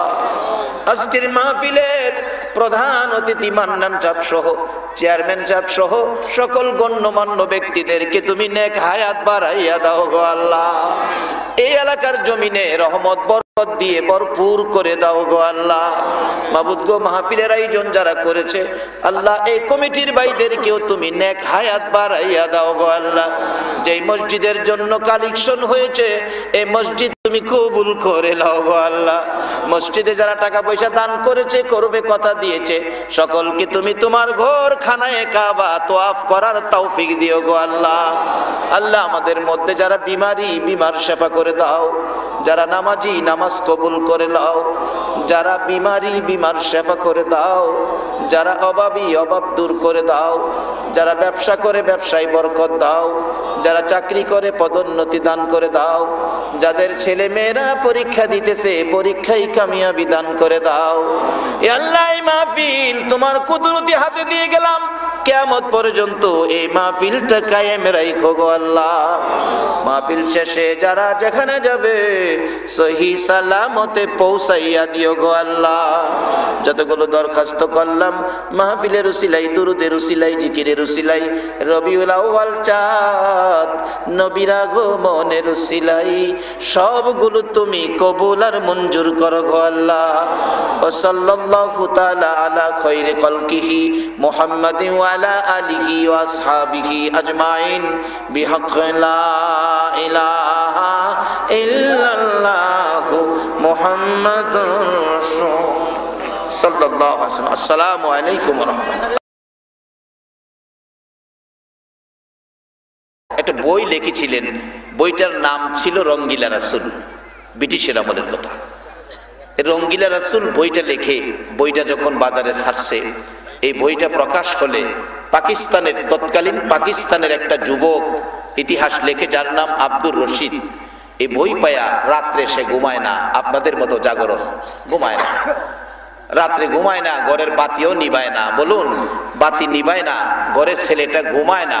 এই অবস্থা থাকলে আরেকটা দরুদি আছে, ছটফট করতে থাকে, কি হলো ছেলেটার ঘুমাইতেছে না, বলুন তো এই দরুদিটা কে?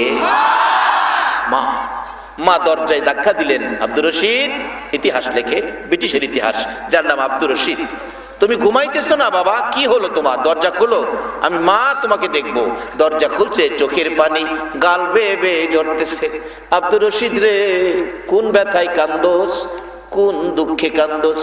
আব্দুর রশিদ জবাব দেয়, মা, আমার নবীর কলঙ্ক করে বই লিখেছে, সেই লেখকটাকে আমি দেখতে যাব, সেই ব্যথায় কান্দি।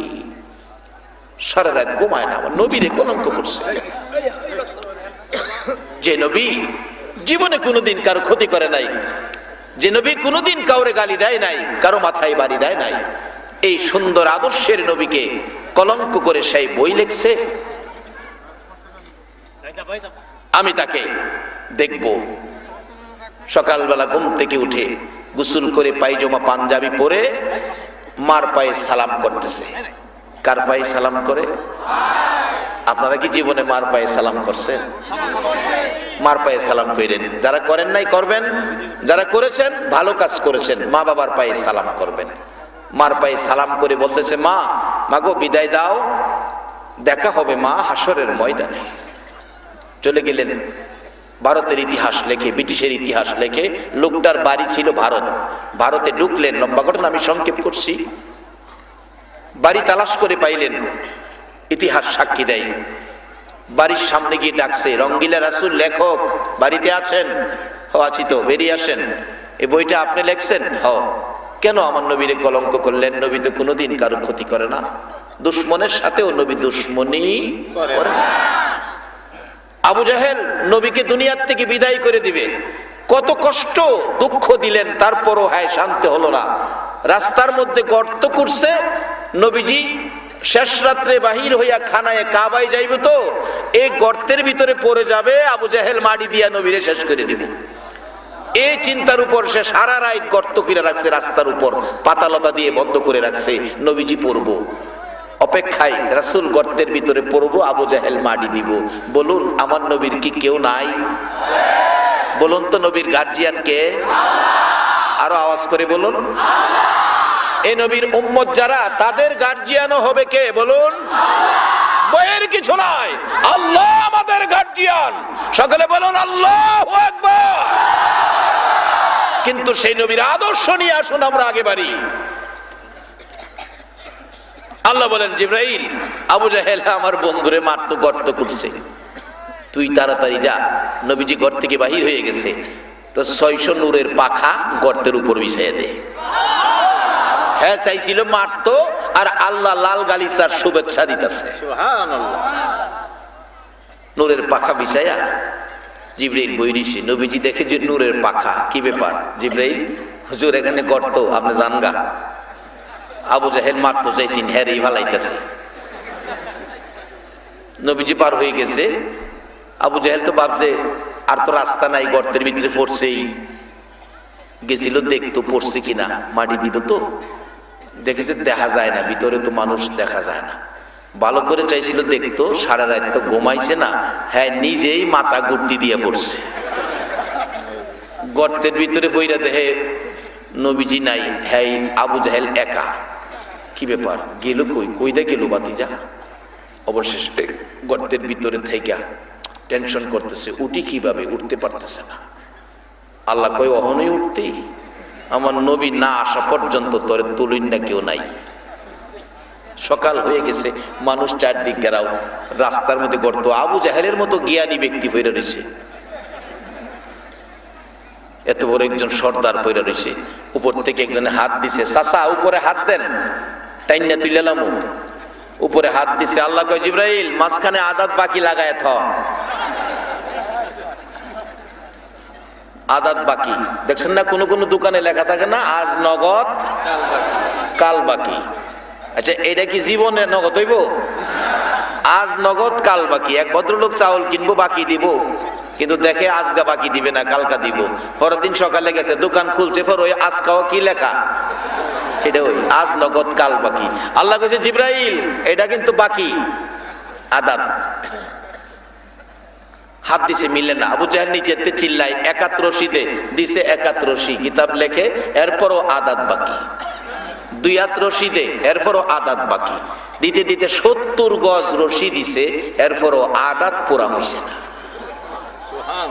নিচ থেকে আবু জাহেল ডাকে, তোরা কারারে আর রশি দিস না, আর মাটির নিচে নিস না, মাটির অবস্থা ভালো দেখা যায় না। আমার বাতিজা কই? আমার বাতিজা সারা আমারে উঠাইতে পারবে না।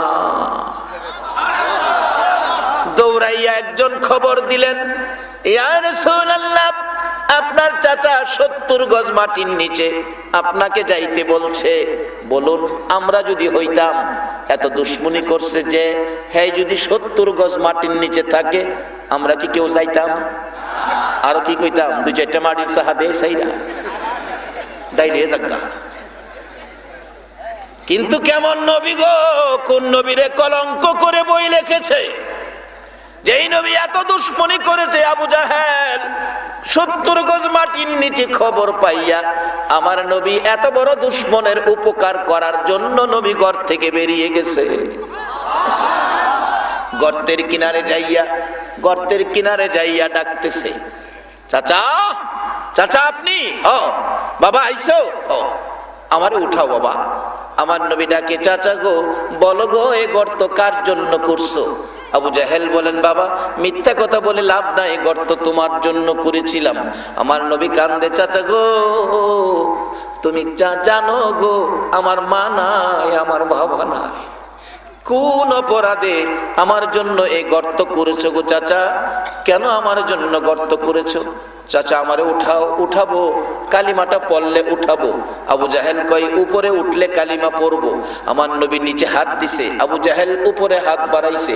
আমার আল্লাহ কয়, জিবরাইল রে, আমার বন্ধু যেখানে, বাকি বক্কা নাই সেখানে। নগদ নগদ হাতে হাত মিলে গেছে। নবীজি টান দিয়া উপরে উঠাইছে। হ্যাঁ বালু যারে, চাচা আপনারা বলে কালিমা পড়বেন, উঠাইছি, কালিমাটা পড়েন। আবু জাহেল কয়, বাতিজা এত বড় জাদুগির তুমি, এত বড় দুশ্মনের সাথেও যেই নবী দুশ্মনী করে নাই। আল্লাহু আকবার বলুন। এই নবীর উম্মত করে যারা দুনিয়াতে আইছেন গো, এই নবীর উম্মত করে যে আল্লাহ আপনাদেরকে দুনিয়াতে পাঠাইছে, এর চেয়ে বড় কপালওয়ালা পৃথিবীতে কেহ নাই। দয়ার নবী, মায়ার নবী চোখের পানি ছেড়ে দিলেন। চাচা গো, এখনো আমারে জাদুগিরি বললেন, কালিমাটা পড়লেন না। যারা উপস্থিত ছিল সকলেই কালিমা পড়ে মুসলমান হয়েছে, আবু জাহেলের নসিব হলো না। বলতেছিলাম, এত বড় দুশমনের সাথে যেই নবী দুশমনি করে নাই, সেই নবীর নামে কলঙ্ক করে রঙ্গিলা রাসূল বই লিখেছে। ডাকতেছে, কেন এই কলঙ্কটা করলেন? ওই লেখক বলেন, আমি লেখক, লিখেছি, আরো লিখবো। এ কথা বলতে দেরি আব্দুর রশিদ একটা মারছে, একটা দিয়া সাইজ কেটে নিয়েছে, গলা কাটা মুরগির মতো ছটফট করে শেষ। লোকজন বলে, তুমি কে? আব্দুর রশিদ। কোত্থেকে আসছো? এ ব্রিটিশের ইতিহাস বলছি, পাকিস্তান থেকে আসছি। আরে তুমি তাড়াতাড়ি এখান থেকে সরে যাও, ব্রিটিশের আইন বড় কড়া, পুলিশ এসে তোমাকে ধরে নিয়ে যাবে। আব্দুর রশিদ বলেন, না না, ধরে নেক, আমার আপত্তি নাই। আমার নবীরে কলঙ্ক করছে, আমি হেরে সাইজ করছি, এতে আমার ধরে নিলেও কোনো আপত্তি নাই। ব্রিটিশের পুলিশ তো এসে গেছে, ধরে নিয়ে গেছে কোর্টে। বিচারপতি জিজ্ঞেস করে, আব্দুর রশিদ, এ কাজ কি তুমি করেছো? জি। আশ্চর্য, কাজ করলেও তো মানুষ স্বীকার করে না, রিমান্ডে দিতে হয়, সাক্ষী নিতে হয়। তুমি যে এইভাবে স্বীকার করে ফেললে। আব্দুর রশিদ ডাকে, ও ব্রিটিশের কোর্ট, তুমি জেনে রাখো আমি একজন মুসলমানের সন্তান, আর একটা কথাই তুমি জানো, মুসলমান কোনোদিন মিথ্যা কথা কয় না। ও মুসলমান, আসো আমরা সেই সত্য নিয়ে আবার এগিয়ে যাই। আল্লাহর কসম, বিজয় হবে মুসলমানদের। বলুন, মুসলমানদের পক্ষে কে আছে? নারে তাকবীর, কোরআন সুন্নাহর আলো। বাবা, শুধু স্লোগানের মাধ্যমে নয়, চরিত্রের পরিবর্তন করে এই স্লোগান নিয়ে আসুন আমরা এগিয়ে যাই। বিজয় হবে মুসলমানদের, কারণ মুসলমানদের পক্ষে আছে কে? এখনো আছে। আব্দুর রশিদ বলছে, ব্রিটিশের কোর্ট, তুমি জেনে রাখো আমি মুসলমান, আর একটা কথাই জেনে রাখো, মুসলমান কোনোদিন মিথ্যা কথা কয় না। বর্তমান সময়ের মুসলমান কিছু কয়নি, এই জন্যই তো বিপদ। আসুন আমরা মিথ্যার থেকে বেরিয়ে আসি, এই আদর্শটা নিয়ে আবার সমাজে বেরিয়ে যায় যে মুসলমান কোনোদিন মিথ্যা কথা বলে না। তৎকালীন কোর্টের অ্যাডভোকেট ছিল শেরে বাংলা একে ফজলুল হক। উনি দাঁড়িয়ে বলছে, মাননীয় বিচারপতি, ছেলেটার ব্রেন ডিফেক্ট, না হয় এইভাবে কথা বলতো না। তাকে জিজ্ঞাসাবাদের সময় দেন। সময় দিল, পিছনে নিয়ে বুঝাইতেছে, আব্দুর রশিদ, তুমি খালি বলবে এই কাজ কে করছে আমি জানি না, আইনের ফাঁকে তোমারে বাঁচাই দেব। উকিলদের পয়েন্ট আছে না, পয়েন্টে ফালায় বাঁচাই দিব। আব্দুর রশিদ কয়, চাচা আমারে মিথ্যা কথা শিক্ষা দেন না, মিথ্যা কথা বলবো না। এইভাবে অনেক বুঝাইলো 3 দিন পর্যন্ত। পরে কোর্টে নিলে আবার ওই কথাই বলছে, এই কাজ আমি করেছি। কোর্ট রায় করে দিলেন, আগামীকাল তোমার ফাঁসি হবে, মৃত্যুদণ্ড হবে, হোক। তোমার কোনো আকাঙ্ক্ষা? আব্দুর রশিদ চোখের পানি ছেড়ে দেন। আকাঙ্ক্ষা একটাই আছে। কি আকাঙ্ক্ষা? আজকে রাত্রটা যখন আমার হায়াতে আছে, ও ব্রিটিশের কোর্ট, এই রাত্রটা আমাকে সময় দাও গো। আমার মতো আব্দুর রশিদ যেই মা পেটে রাখছে রে, ব্রিটিশের কোর্ট, আমার মতো আব্দুর রশিদ যেই মা পেটে রাখছে, ওই মায়ের পাশে আমি রাত্রটা ঘুমায় আসবো, এটাই আমার আকাঙ্ক্ষা। যাও, অনুমতি দিলাম। একটা দৌড় মারছে আব্দুর রশিদ, বাড়ির কাছাকাছি যাইয়া শুনে গো, মা দরদি কান্দে, আওলা কেসে পাগল বেশে বিনাইয়া বিনাইয়া। ঘরের দরজায় দাঁড়ায় আব্দুর রশিদ দেখতেছে মার কান্না। মা তুমি কেন কান্দো? বলো মা, কে তোমারে কাঁদাইছে, কে দুঃখ দিয়েছে? আমি আব্দুর রশিদ ঘরের দরজায় দাঁড়াইলাম, এটার প্রতিশোধ না লইয়া ঘরে ঢুকবো না। মা ডাকতেছে, আব্দুর রশিদ রে, কেউ কাঁদায় নাই, কেউ দুঃখ দেয় নাই, কেন জানি আজকে সকাল থেকে আমি মায়ের কলিজায় দাউ দাউ করে আগুন জ্বলতেছে রে বাবা। বলুন, সন্তানের উপর বিপদ আসলে বিপদের খবর আগে জানে কে?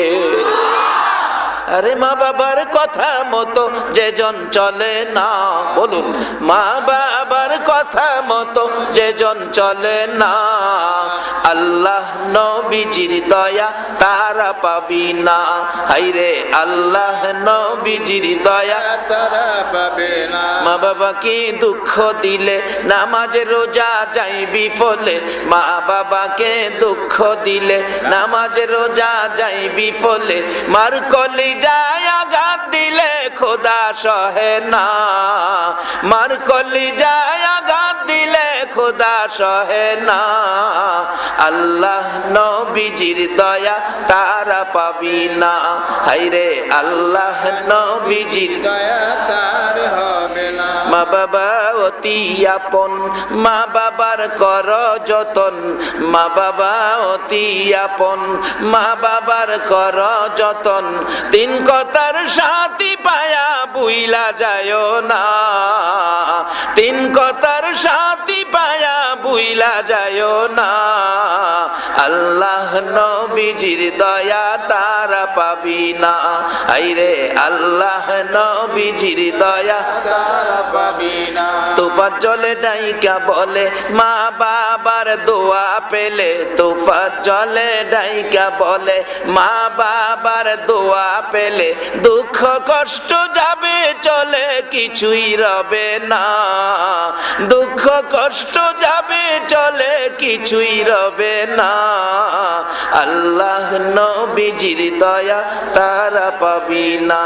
হাইরে আল্লাহ নবীজির দয়া তারা পাবে না। বলতেছিলাম সন্তানের উপর বিপদ হলে দুনিয়ার কেউ জানে না, বলুন আগে জানে কে? মা ডাকতেছে আব্দুর রশিদ রে, কেউ ব্যথা দেয় নাই, কেউ দুঃখ দেয় নাই, কেন জানি আজকে সকাল থেকে আমার কলিজায় দাও ধাও করে আগুন জ্বলছে। আব্দুর রশিদ কিছুক্ষণ চুপ করে থেকে ব্রিটিশের ইতিহাস বলছি, দৌড় দিয়ে ঘরে ঢুকে মার বুকের উপর মাথাটা ছেড়ে দিয়ে চোখের পানি ছেড়ে ছেড়ে কান্দে, মাগো ও মা, তোমার কলিজার আগুনের কারণ হলো আমি আব্দুর রশিদ। নবীর দুশমনটাকে দুনিয়ার থেকে বিদায় করে দেওয়ার অপরাধে ব্রিটিশের কোর্ট আমাকে মৃত্যুদণ্ড দিয়েছে। মা, আগামীকাল সকালে তোমার আব্দুর রশিদের মৃত্যুদণ্ড দেবে, আর মা বলে ডাকতে আসবে না গো, আর তুমি আব্দুর রশিদ বলে ডাকার সুযোগ পাবে না গো। মা গো, আজকে রাত্র তোমার পাশে থাকবো গো মা, বিছানা করে দাও। ইতিহাস লেখে মা চোখের পানি দিয়ে সাজায়া বিছানা করেছে, আব্দুর রশিদ বিছানায় শুয়ে গেছে, মা ডাকতেছে বাবা গো তুমি ঘুমাও, আমি মা মাতার পাশে বসে সারা রাত তোমারে দেখবো। জীবনের শেষ দেখা, আমি সারা রাত বসে বসে তোমাকে দেখব। একটু পরে আব্দুর রশিদ উঠে ঘুম থেকে উঠে দৌড় দিয়ে দরজার কিনারে চলে গেল, মা ডাইকে আইনা আবারও শোয়াইলো, আবারও চলে গেল, আবার বলতেছে মা, বাবা রে কালকে মৃত্যু হবে বলে বুঝি ছটপট করছো, ঘুম হয় না, ঘুমাও বাবা। ছোটকালে যেইভাবে মাথার উপর পিঠের উপর হাত বুলাইয়া ঘুম পাড়াইছি, আজকে আমি মা সেইভাবে তোমারে ঘুম পাড়াবো, ঘুমাও বাবা। আব্দুর রশিদ জবাব দেয়, মা গো কালকে মৃত্যু হবে বলে আমি ছটপট করি না, দৌড়াইয়া দরজার কিনারে যায় না। মা গো তুমি তো দেখো না গো মা, তোমার ডাকে আমি যখন আইসা বিছানায় শুয়ে যাই ঘুমানোর জন্য, আমি দরজার দিকে তাকাইয়া দেখি গো মা, আমার মদিনার কামলেওয়ালা নবী দরজায় দাঁড়াইয়া আমারে ডাকতে থাকে। রে আব্দুর রশিদ, এই বিছানায় ঘুমাইস না, আমি রাসূল তোকে নেওয়ার জন্য আসছি, আমার পাশের বিছানায় তুই ঘুমাবি। আমার মন বলে আজকে রবিউল আউয়াল, নবীর আগমনের চাঁদে যারা গভীর রাত্র পর্যন্ত নবীর ভালোবাসায় বসে আছেন, যেদিন এই খবর আসবে গো কবরে যাওয়ার জন্য, আমার নবী মদিনার থেকে বুঝি আপনাকে ডাক দিবে, ফেরেশতারা রে আমার আদরের উম্মতের কবরে আযাব লইয়া যাইস না। এটা বরকতের চাঁদ। নবীর পক্ষে থাকা মানে শান্তির পক্ষে থাকা, মুক্তির পক্ষে থাকা। এই নবী এই শান্তি মুক্তি উম্মতের ইজ্জত সম্মানের জন্য 63 বছর জিন্দেগি নবীর কষ্টের পিছনে একটাই কারণ, উম্মতের কিভাবে দামি করব। সুবহানাল্লাহ। তার বাস্তব প্রমাণ আম্মাজান আয়েশা সিদ্দিকা, আম্মাজান আয়েশা সিদ্দিকা, আম্মাজান আয়েশা সিদ্দিকা বলেন, আমি দেখেছি নবীর জীবনে উম্মতের ইজ্জত সম্মান বাড়িয়ে দেওয়ার জন্য নবী কত কষ্ট করেছে। বাস্তব উহুদের জমিনের দিকে তাকান, উহুদের জমিনে বিনা দোষে বিনা অপরাধে আমার নবীকে শত্রুরা চারদিক ঘেরাও করে মারতে মারতে দান দান মুবারক শহীদ করে ফেলেছে। আমার নবী মুখের উপর হাতটা লাগাইয়া কান্দে, সাহাবীরা রে কে কোথায় আছোস, আমার দুইটা দাঁত ভেঙে ফেলেছে, সাদা জামা রক্তে লাল হয়ে যাইতেছে। তারপরও আক্রমণ চারদিক থেকে, শত্রুরা চারদিক দাঁড়িয়ে আছে, ডান দিকে তাকাইলে বাম দিক থেকে মারে গো, বাম দিকে তাকাইলে ডান দিক থেকে মারে। এভাবে মারতে মারতে মাথার লোহার টুপি টুকরা টুকরা করে জমিনে ফেলে দিল। লম্বা লম্বা দুইটা লোহার অংশ নবীজির মাথার দুই পাশে ঢুকে গেল। ব্যথায় ব্যতীত হয়ে মাথা চক্কর খাইয়া উহুদের জমিন পাহাড়ের নিচে রাসূল পড়ে গেছে। বেহুশ অবস্থায় নবীজিকে মারতেছে দুনিয়ার থেকে বিদায় করে দেওয়ার জন্য। নবী মার খাওয়ার পিছনে কারণ হলো উম্মতের ইজ্জত সম্মান বাড়াবে। আমাদের দেশে কত বাবা বিদেশ চলে যায় রোজগারের জন্য, ছয় সন্তান, সন্তানদেরকে সম্পদশালী করবে।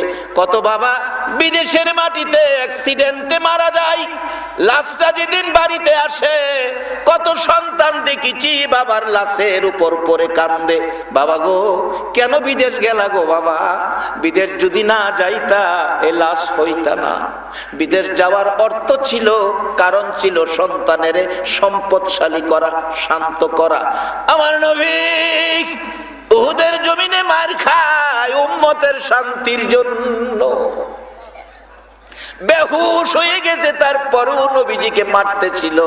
জিবরাইল দুইটা হাত বাড়াইয়া নবীজিকে কোলে উঠাইছে, টান দিয়া সরাইয়া নিয়ে আসছে, উহুদ পাহাড়ের মাঝামাঝি নিয়ে গেছে, নিচ থেকে দেখা যায় না। এদিকে শয়তান সারা উহুদের জমিনে খবর ছড়াইয়া দিছে। কি খবর? কুতিলা মুহাম্মদ, মুহাম্মদ কতল হয়ে গেছে গো, কারে দেখবা, কার মুখের সুন্দর কথা শুনবা। এই খবর শুনে নবীর আদরের সাহাবীরা হাতিয়ার ছেড়ে দিয়ে রাসূল রাসূল বলে কান্দে। সারা মদিনায় ঘরে ঘরে খবর পৌঁছে গেলে মদিনার মহিলারা গো চুলার আগুন পানি দিয়া নিবাইয়া ফেলাইছে। মদিনার কোন চুলায় আগুন জ্বলে না, রাসূল বলে দুনিয়ায় নাই, মাইরা ফালাইছে। এই ব্যথায় ব্যতীত হয়ে মদিনার চুলার আগুন নিভে গেছে। যুবকেরা খেলাধুলা বন্ধ করে বসে বসে রাসূল রাসূল বলে কাঁদে। দোকানদাররা দোকান বন্ধ করেছে, রাসূল কোথায় তালাশে বেরিয়ে গেছে। আমার নবীর মায়ায় মদিনার মহিলারা শুধু কান্দে, হাসাইন হুসাইন কান্দে, মা ফাতেমা কান্দে, হযরতে আলী কান্দে, নবী গো আমার হাসাইন হুসাইন কারে নানা কইয়া ডাকবে গো। পেটের খিদাই যখন গলা কাটা মুরগির মতো ছটপট করত, তুমি নানা দুই নাতি কুলে লইয়া না খাওয়াইয়া বেহেশতের সুন্দর কথা শোনাইয়া সান্ত্বনা দিতা। আজকে কে আমার হাসাইন হুসাইন রে সান্ত্বনা দিবে? শুধু কান্নার রুল পড়ে গেছে মদিনায়, রাসূল হারা কান্না সারা মদিনায়। শুধু তাই নয়, কিতাব লেখে মায়ের কোলের শিশুরা পর্যন্ত মার স্তনের দুধ খাওয়া বন্ধ করে দিয়েছে। এইদিকে হযরতে হানজালা রাদিয়াল্লাহু তাআলা বাসর রাত্র শেষে গোসল করতে যাবে, এই খবর কানে আসছে রাসূল দুনিয়ায় নাই। হানজালা গোসলখানার থেকে বেরিয়ে দৌড়াইয়া ডাকতেছে, বিবি গো আমার ডাল তরবারি দে, আমার রাসূল রে বলে মাইরা ফালাইছে। বিবি বলেন, স্বামী গো এই সময় তো ডাল তরবারি চাওয়ার কথা না, তোমার লঙ্গি তোয়ালি চাওয়ার কথা। লঙ্গি তোয়ালি দে, তা না চাইয়া ডাল তরবারি চাইতেছো।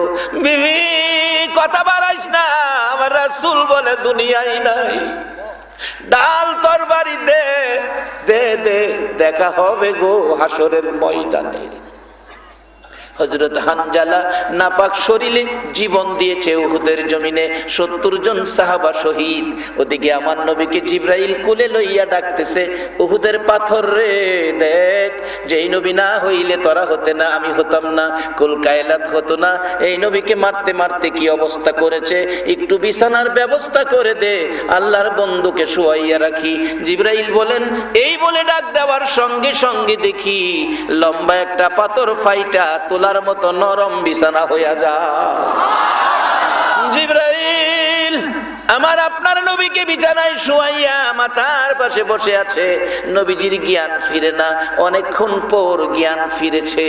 জিবরাইল মাথার পাশে বসে ডাকতেছে, ইয়া রাসূলুল্লাহ ভয় পায়েন না, আর কেউ মারতে পারবে না, আমি আপনাকে উহুদ পাহাড়ের মাঝামাঝি নিয়ে আসছি। আমার নবী কান্দে, জিবরাইল আমার পাহাড়ের মাঝামাঝি নিয়ে আসছো, বলে দাও আমার উম্মত গুলি কই রাখছো, আমার উম্মত গুলি কই রাখছো গো, আমার উম্মতের খবর দাও। আল্লাহু আকবার বলো। আমার আল্লাহ এমনিতেই ঘোষণা দেয় নাই উম্মতের ইজ্জত, শুধু উম্মতের জন্য নবীর এই কষ্ট। আজকে রবিউল আউয়াল, সেই নবী চিনা, নবীর আদর্শ মানা, নবীর তরিকা মাফিক চলা, বলুন আমাদের দরকার আছে কিনা? ও জিবরাইল আমার উম্মতগুলি কই রাখছো, আমার উম্মতগুলি কোথায়? জিবরাইল বলেন, ইয়া রাসূলুল্লাহ উম্মতের চিন্তা করবেন না, আপনার চিন্তা করুন। আপনার দান মুবারক শহীদ, মাথা ভেঙে গেছে। হুজুর বলুন দাঁত ভাঙ্গা ব্যথা কেমন লাগতেছে, মাথা ভাঙ্গা ব্যথা কেমন লাগতেছে, আমি আল্লাহর কাছে পৌঁছাবো। জিবরাইল বলেন, ইয়া রাসূলুল্লাহ আমি আল্লাহর কাছে পৌঁছাবো, ব্যথার খবর বলুন। আমার নবী ডাকে, জিবরাইল রে দাঁত ভাঙ্গা ব্যথা কেমন জিগাইলি, মাথা ভাঙ্গা ব্যথা কেমন জিগাইলি, আমার উম্মতের ব্যথা কেমন জিগাইলি না? রে জিবরাইল দাঁত ভাঙ্গা ব্যথা, মাথা ভাঙ্গা ব্যথার চাইতে রে আমার গুনাহগার উম্মতের ব্যথা বেশি। আমার নবী এত ব্যথাই ব্যতীত হওয়ার পরেও আপনার আমার ব্যথাই তো প্রকাশ করলো। এই কারণে আমার আল্লাহ ইজ্জত সম্মান নবীর উম্মতের বাড়াইয়া দিল। কত ইজ্জত দিল বাস্তবে আসুন। 70 জন সাহাবা শহীদ। আমার নবী ঘোষণা দিলেন, দাফন করো, গোসল করাইও না, কাফন দিও না, রক্ত মাখা অবস্থায় দাফন করো। 69 জনকে খুঁজে পাওয়া যায়, 70 জনের মাথায় একজনকে খুঁজে পাওয়া যায় না। হানজালার বিবি খবর দিলেন, ইয়া রাসূলুল্লাহ আমি জানি শহীদদেরকে গোসল ছাড়া দাফন করবেন, আমার স্বামীকে গোসল ছাড়া দাফন কইরেন না। লজ্জা হলেও বলতে হয় শরীর নাপাক ছিল। তালাশ করতেছে, খুঁজে পায় না। আমার নবী চোখের পানি ছেড়ে দিছে, ও প্রভু আমার হানজালারে পাই না গো, আমার হানজালা কই? আমার আল্লাহ বলেন, জিবরাইল রে আমার বন্ধুর কান্না সইতে পারি না রে, বন্ধুর কানে খবর পৌঁছে দে। বন্ধুর ভালোবাসায় হানজালা জীবন দিয়েছে। আমি হানজালাকে গোসল দেওয়ার জন্য হানজালার লাশ আমি প্রথম আসমানে উঠাইছি। আল্লাহু আকবার বলুন, আল্লাহু আকবার বলুন।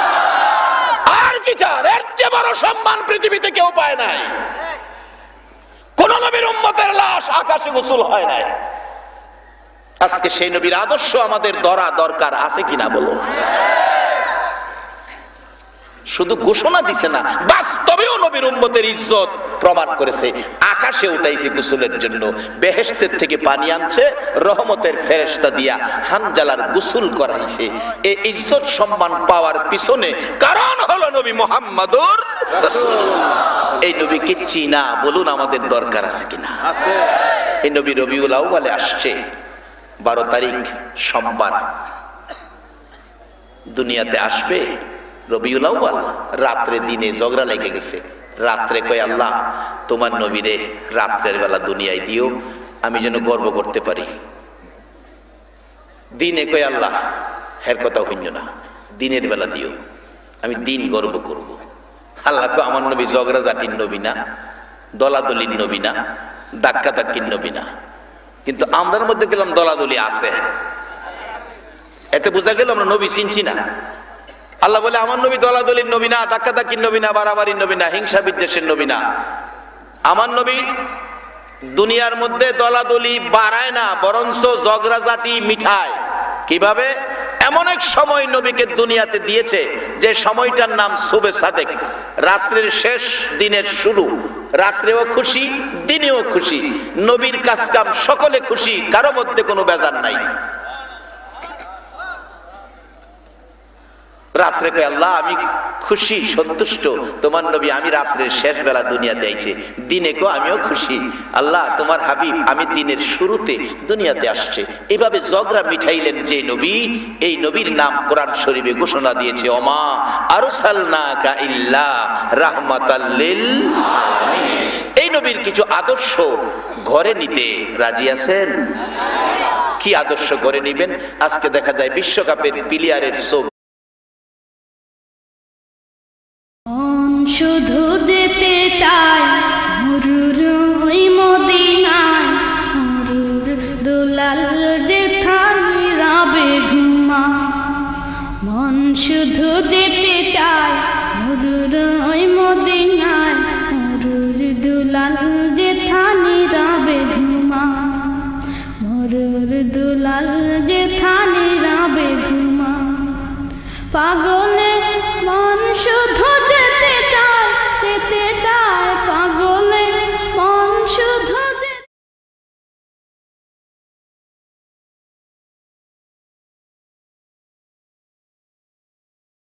এমন এক সময়ে আপনারা বসে আছেন, এমন এক চাঁদে, এমন এক মাসে, যে মাসে আমাদের নবী দুনিয়ার জমিনে আগমন করেছেন। যেই নবীর আগমন এই পৃথিবীতে না হলে সৃষ্টিকুলের কিছুই সৃষ্টি।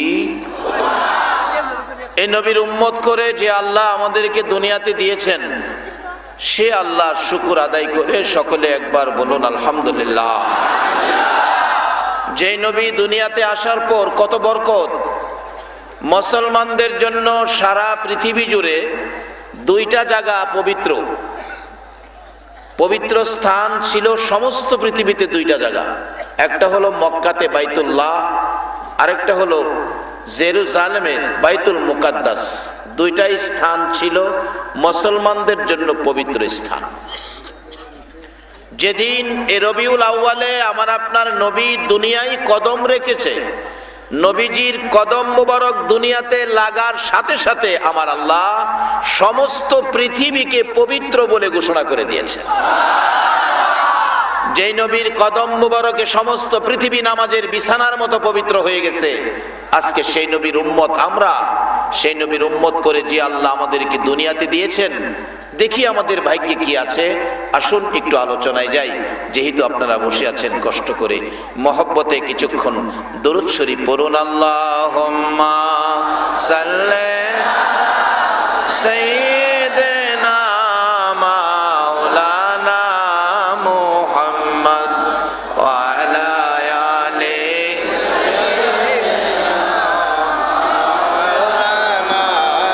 মুহাম্মদ। বালাগাল উলা বিকামালিহি কাশাফাত দুজা বিজামালিহি হাসনাত জামিউ খিসালিহি সাল্লু। আপনাদের সামনে আমি আলোচনার ভূমিকায় না গিয়ে পবিত্র কোরআন শরীফের সুন্দর একটি ঘোষণা আপনাদের সামনে রাখব, যে ঘোষণাটা আপনাদের উদ্দেশ্যে শুধু। আদম আলাইহিস সালাম থেকে শুরু করে ঈসা আলাইহিস সালাম পর্যন্ত কোন নবীর উম্মতের জন্য এই ঘোষণাটা নয়, শুধু আপনারা যারা বসে আছেন আপনাদের জন্য, অর্থাৎ আখেরি নবীর উম্মতের জন্য। ঘোষণাটা কিরকম? কুনতুম খায়রা উম্মাতিন উখরিজাত লিন-নাস। পবিত্র কোরআন শরীফে আল্লাহ নিজে আপনাদের উদ্দেশ্যে, অর্থাৎ আখেরি নবীর উম্মতের উদ্দেশ্যে একটা ঘোষণা করেছেন, সেটা হলো কুনতুম খায়রা উম্মাতিন উখরিজাত লিন-নাস। এটা কোরআন শরীফ। আল্লাহ বলতেছেন সকল নবী রাসূলগণের উম্মতের মধ্যে আপনারা হলেন উত্তম, আর সকল মানুষের মধ্যে আপনারা হলেন শ্রেষ্ঠ। ঘোষণাটা কার? আচ্ছা, এই উত্তম শ্রেষ্ঠত্বর আমাদের শানে কিভাবে আসলো? আমরা তো তেমন ভালো কাজ, উত্তম কাজ তো আমরা করতে পারি না। আমাদেরকে এই উত্তম বলে শ্রেষ্ঠ বলে ঘোষণা দেওয়ার পিছনে কারণ কি? কোত্থেকে আমরা এই শ্রেষ্ঠত্ব পাইলাম? আসলে এই শ্রেষ্ঠত্ব পাওয়ার পিছনে কারণ হলো নবী মুহাম্মদুর রাসূল। আজকে বাস্তবে আসেন, আমাদের এলাকার এক ঘটনা, বাবা ঈদের কণা ভাঙ্গে, ঈদের কণা ভাঙ্গা সংসার চালায়, কিন্তু ছেলেটারে বিয়ে ফাঁস করাইছে। এত কষ্ট করে বাবা ছেলেরে বিয়ে ফাঁস করাইছে, ছেলে বিয়ে ফাঁস করে সম্মানী হইছে। এখনো বাবা আমার বাড়িতে ঈদ ভাঙ্গে, ওইদিন ঈদ ভাঙতে গিয়ে ঈদের একটা কণা সিটটা এহেনের লাইগা ফাইটা গেছে, রক্ত পড়তেছে। আমার বাচ্চাটা বলছে, আব্বু এই লোকটার না রক্ত পড়তেছে, মলম দাও। আমি জিজ্ঞেলাম, চাচা আপনার কি হয়েছে? না কিছু না, একটু রক্ত বেরিয়েছে। এত কষ্ট করেন? বাবা কষ্ট করলে আমার দুঃখ নাই তো, আমি এই কষ্ট করে একটা ছেলেরে সম্মানী বানাইছি। আজকে কোরআন শরীফে আখিরি নবীর উম্মত সম্মানী ঘোষণার পিছনে কষ্ট হলো নবী মুহাম্মদুর রাসূল। যেই নবী এই রবিউল আউয়ালে দুনিয়ার জমিনে আগমন করেছেন, নিজের স্বার্থের জন্য কিছুই করে নাই, সব উম্মতের জন্য করেছে। নবী পেট ভরে কোনোদিন খানা খায় নাই, ভালো পোশাক গায়ে দেয় নাই, রাত্র ভরে ঘুমায় না। একটাই নবীর চিন্তা, উম্মতের কিভাবে দামি বানাবো দুনিয়ার জমিনে। 63 বছর জিন্দেগির কষ্টের পিছনে একটাই কারণ, কিভাবে উম্মতের দামি বানাইবে। আম্মা জান আয়েশা সিদ্দিকা বলেন, আল্লাহু আকবার বলুন, আমি দেখেছি আমার নবী উম্মতের মায়ায় গো ঘুমের ঘরে বসে বসে নবী কান্দে। আমি প্রশ্ন করেছিলাম, ইয়া রাসূলুল্লাহ, এইভাবে গভীর রাত্রে নিরিবিলি নির্জনে বসে কেন গো কান্দেন? আমি জানতে চাই। একটা খেজুর পাতার চাটায় বিছানা, এর মধ্যে শুয়ে ঘুমাইতে কি কষ্ট হয়? আমার নবী বলেন, আয়েশা রে, না না সেজন্য নয়। হুজুর তাহলে কেন কান্দেন? বুঝিছি জীবনে বাবার মুখ দেখেন নাই, রাত্রে বুঝি বাবার কথা মনে হয়েছে। আমার নবী কান্দে, আয়েশা রে, না না বাবার জন্য নয়।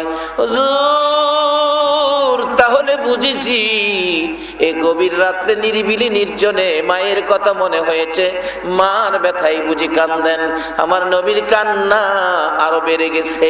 আয়েশা রে শুনো রে, আমি কোন ব্যথায় কান্দি? মায়ের জন্য নয়, বাবার জন্য নয়, বিছানার জন্য নয়, বালিশের জন্য নয়, আমি নবী কান্দি রে আয়েশা আমার গুনাহগার উম্মতের জন্য। আরে দয়ালো নবী প্রেমের ছবি আর আসবে না জগতে, আমার দয়ালো নবী প্রেমের ছবি আর আসবে না। হাসর দিনে উম্মত বিনে, হাসর দিনে উম্মত বিনে যাবে না নবীজি বেহেশতে। দয়ালো নবী প্রেমের ছবি আর আসবে না জগতে, আমার দয়ালো নবী প্রেমের ছবি আর আসবে না। 63 সাল জিন্দিগি কাছে বলে উম্মতি, 63 সাল জিন্দিগি কাছে বলে উম্মতি, এখনো কান্দে শুয়ে মদিনাতে নবী, এখনো কান্দে শুয়ে মদিনাতে। দয়ালো নবী প্রেমের ছবি আর আসবে না জগতে, আমার দয়ালো নবী প্রেমের ছবি আর আসবে না। বাবারা এই নবীর মায়ায় বসে আছেন, এই নবীর আলোচনা শোনার জন্য বসে আছেন, যে নবী এই উম্মতের ইজ্জত বাড়ানোর জন্য জীবনটা ভর নবী কষ্ট করেছে। এর পক্ষে আপনারা যারা বসে আছেন এই গভীর রাত্রে, আপনাদের বাজেট কি কি কি আসতে পারে? একটা বাস্তব ইতিহাস, ব্রিটিশের ইতিহাস। এটা বুঝলেই নিজেরা বুঝে আসবেন আপনাদের বসাটা যে কতটুকু কাজে লাগছে, এই কষ্টটা যে কতটুকু সার্থক হয়েছে। ব্রিটিশের ইতিহাস সাক্ষী দেয়। একটা লেখক ঘরে ঘরে ঢুকে গেছে, বিশ্বকাপের প্লেয়ার। ও মুসলমান, বিশ্বকাপের প্লেয়ারের ছবি তোমার ঘরে ঢুকলো, এই নবীর আদর্শ তো তোমার ঘরে দেখি না। যেই নবীর কারণে তোমার ইজ্জত, যেই নবীর কারণে তোমার সম্মান, যেই নবীর কারণে তোমার গোসল হয়েছে প্রথম আকাশে, আজকে সেই নবীর আদর্শ তো ঘরের মধ্যে নাই, তোমার আমলে নাই, তোমার আখলাকে, তোমার চরিত্রের মধ্যে নাই।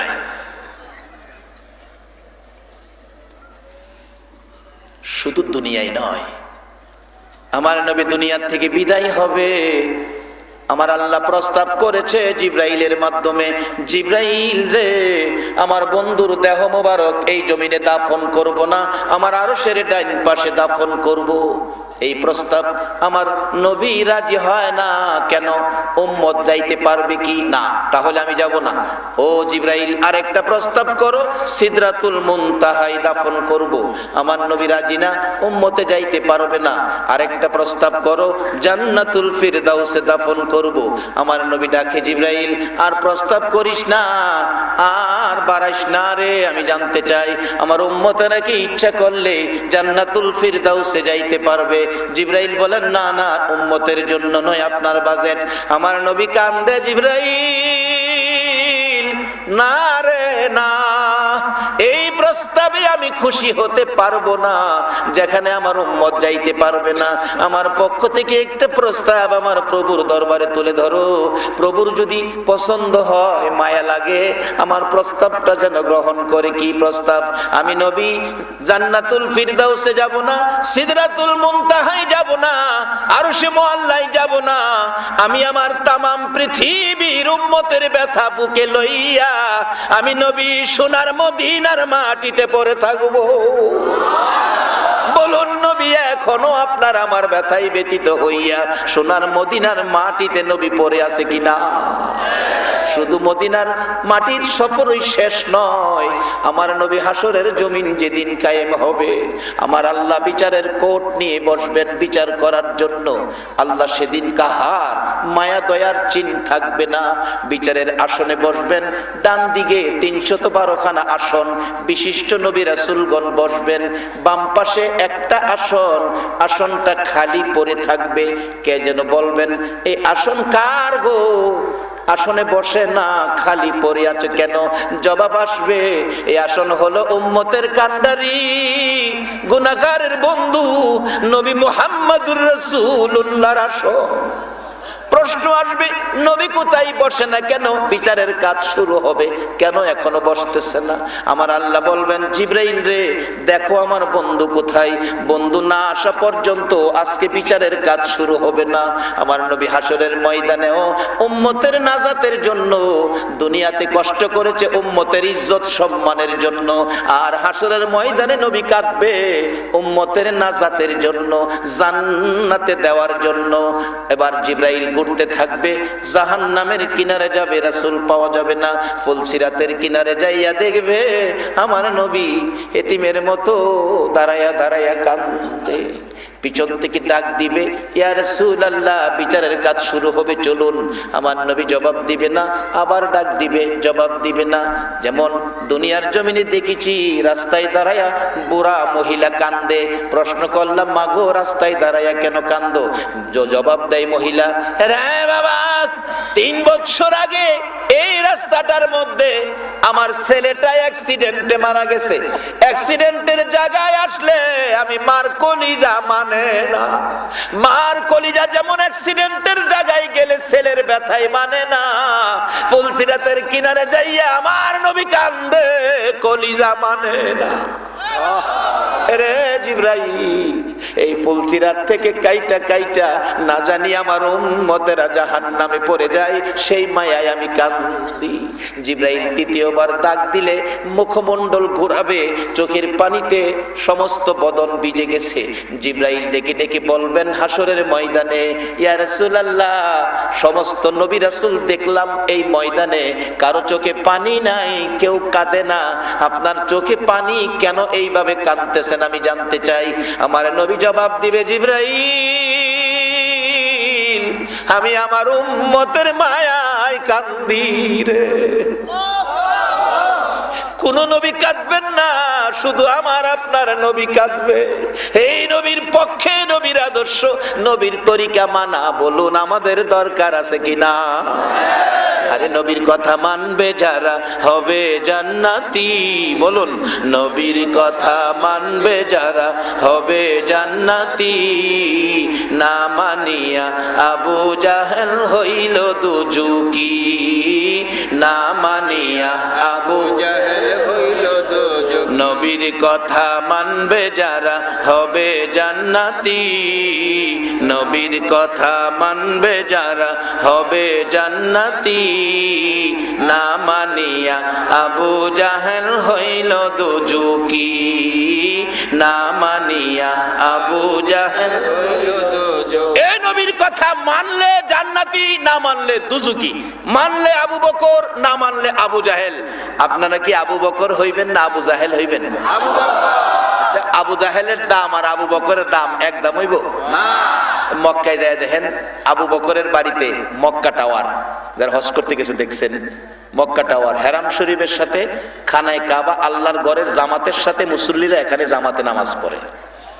আর আবু জাহেলের বাড়ির 700 পায়খানা, সারা পৃথিবীর হাজিরা হের বাড়ির দিয়া হাগে। আচ্ছা, পায়খানা আর নামাজের ঘর এক সমান হইব? এবার আসুন আবু বকরের দাম আর আবু জাহেলের দাম কত? বদর প্রান্তরের উপর দিয়ে নবীজির একজন সাহাবী যাইতেছে, হঠাৎ দেখে সামনে একটা ব্যক্তি মাটির নিচ থেকে উঠছে, সমস্ত শরীর গোশত নাই, শুধু আগুন জ্বলতেছে। অনেক সময় লোহা দিয়া দাও, খন্তি, কোরাল, কোদাল বানাইলে দেখছেন না, কামার আগুনও ফালাইয়া আগুনের তাপে লোহাটা আগুন হয়ে যাবে না? ঠিক এরকম লোকটা আগুন হয়ে রয়েছে, হাতের মধ্যে আগুনের বেরি, পায়ে আগুনের বেরি, গলায় আগুনের বেরি, আর দুইজন লোক আগুনের ডান্ডা দা বাইরাইতেছে ভিতরে নিবার লাগিয়া। নবীর সাহাবীকে দেখে ওই বলতেছে, ভাই আমার এক গ্লাস পানি দাও, আমার সব শেষ হয়ে যেতেছে, আমার এক গ্লাস পানি দাও। ওই লোকগুলি বলছে, না, তাকে পানি দিও না। নবীর সাহাবী দৌড়ে এখান থেকে চলে গেছে, নবীজির কাছে বললেন, ইয়া রাসূলুল্লাহ, আমি বদর প্রান্তের উপর দিয়ে আসতেছিলাম, এই ঘটনা দেখলাম, কি এটা কে, ব্যক্তিটা কে? রাসূল বলেন, এটাই হলো আবু জাহেল। এটা কে? আবু জাহেল।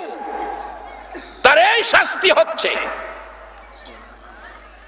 আর আবু বকর কে? আবু বকর যেদিন দুনিয়ার থেকে বিদায় হবে, আবু বকর কাঁদতেছিল, আমি যে নবীর পক্ষে ছিলাম, নবীর কথা মানতাম, নবীকে ভালোবাসতাম, নবীর আদর্শ, নবীর তরিকা মানতাম, আমি মরে গেলে তোমরা এই ভালোবাসা প্রমাণ করে দিও। কিভাবে? আমার মৃত্যুর পরে গোসল দিয়ে কাফন পরে জানাজা শেষে নবীজির রওজার পাশে আমার লাশ টুকুন রাইখা একজনে নবীজিকে ডাইকা জিজ্ঞেস করো আমার দাফন কোথায় করবে। যদি আমার ভালোবাসায় রাসূল খুশি হয়ে থাকে তাহলে নবী রওজার ভিতর থেকে কথা বলবে, আর যদি কথা না বলে তাহলে মনে করবে আমার ভালোবাসায় রাসূল খুশি হয় নাই, আমার লাশটা জান্নাতুল বাকিতে দাফন করে দিও।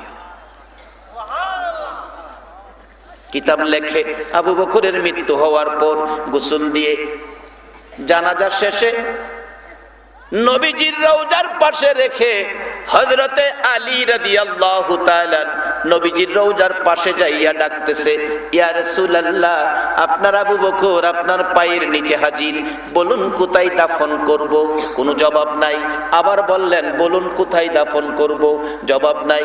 তিনবারের মাথায় হযরতে আলী কাঁদতেছে, ইয়া রাসূলুল্লাহ, আবু বকরের বেলায় জবাব দেন না, কথা বলেন না। নবী গো, আমি আলীর বেলায় জানি কি হয়।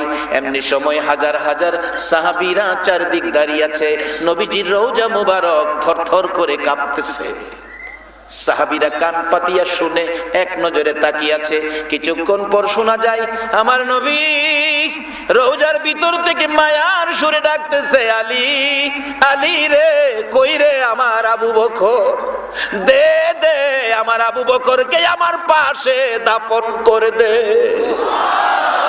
যাইয়া দেখেন নবীজির রওজার পাশে আবু বকর